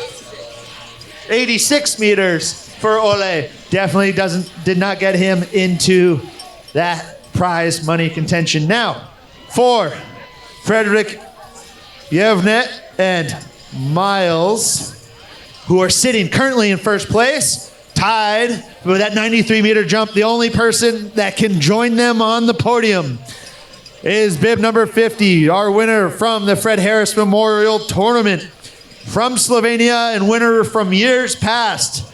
With a jump of 101 meters earlier, we have Ur Rosar. On the hill, our the last final jumper jump of 2025. Let's Make make some noise. Nice jump over the hill, flying down, pulling out. Oh, that was close. He pulled the ripcord on that one, trying to get by. Did he go too far? We don't know. Going too far is really cool still. But did he land right on that money? We're not quite sure. Let's see what the distance was for that. 94 meters, Nick. Oh, 94 meters. He jumped a little too far. Just 1 meter too far. Unfortunately, that disqualifies him for the competition.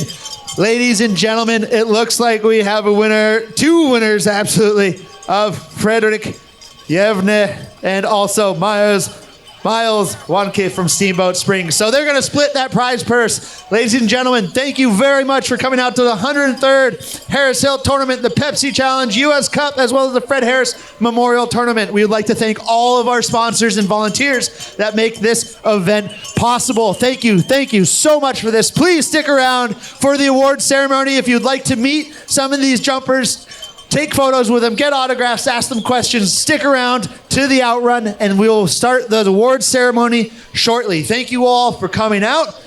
Greatly appreciate you, and without your help and support, this event would not be possible. So we are incredibly grateful for all of you. Thank you all, and thank you volunteers for all the support and help you have provided. Thank you. Okay, so we're going to announce just the winners of the Fred Harris Memorial Trophy Tournament tonight that we just got finished with, although we had already taken some photos and everything, and they're already getting those done, and they look phenomenal out there. We're going to re-announce this, and we're going to go back through it and announcing it one time again. We're just going to go for the Open Women's and the Open Men's. And the other awards will be announced tonight at the banquet for all of the athletes. So today for the women, sitting in third place for the Fred Harris Memorial Trophy, sitting at third place from Norway, Nora Midsturdstad.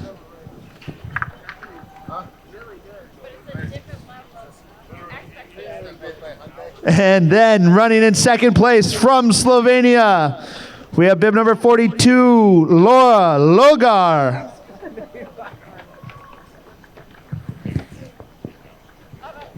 And then our winner of the Open's women's division, Nika Zupancic.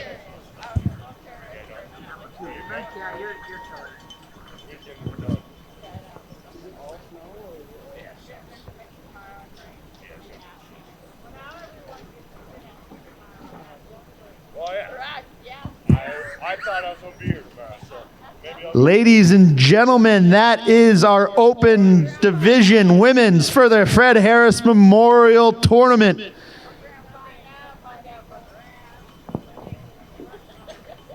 Oh, yeah, right. You got money up, yeah.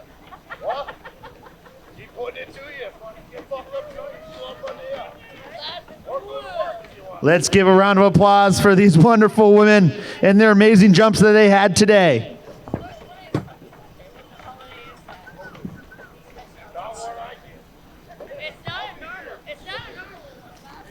And just dodging the snow, we get these award ceremonies in, snuck this event in. Phenomenal. Great job by these women.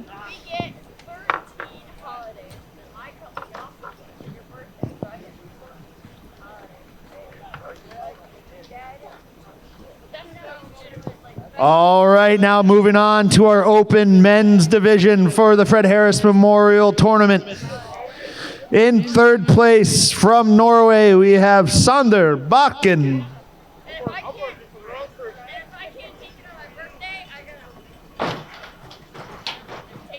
And also in second place, representing Norway, Ole Gavremon.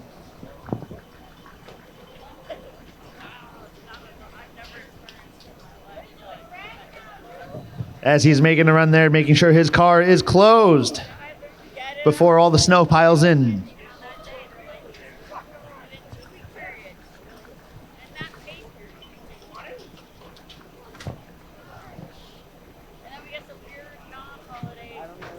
And also, as we said earlier, but now is really official now, the winner of the men's open class and the winner of the Fred Harris Memorial Wing Trophy. From Slovenia, your winner with jumps of 99 and 101 meters, Rosar.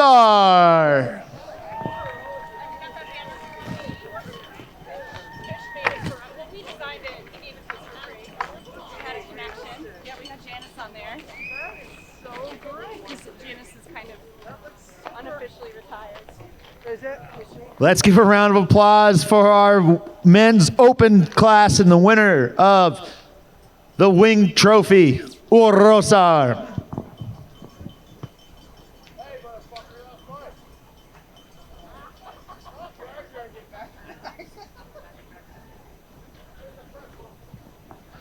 All right, ladies and gentlemen, that's going to wrap up our award ceremony. We're going to do all the other divisions, all the other competitions in the Pepsi Challenge at the banquet later tonight for the competitors. That's where our award ceremony will be held out. Thank you all very much for coming. It's been a phenomenal 103rd running of the Pepsi Challenge and US Cup, as well as the Fred Harris Memorial Tournament. Thank you all to all the volunteers and all the staff that make this event possible, and thank you to the competitors who show up and make this a special event every year. Thank you very much. I'm Nick Farrell, along with Peter Fish Case, and we are signing out.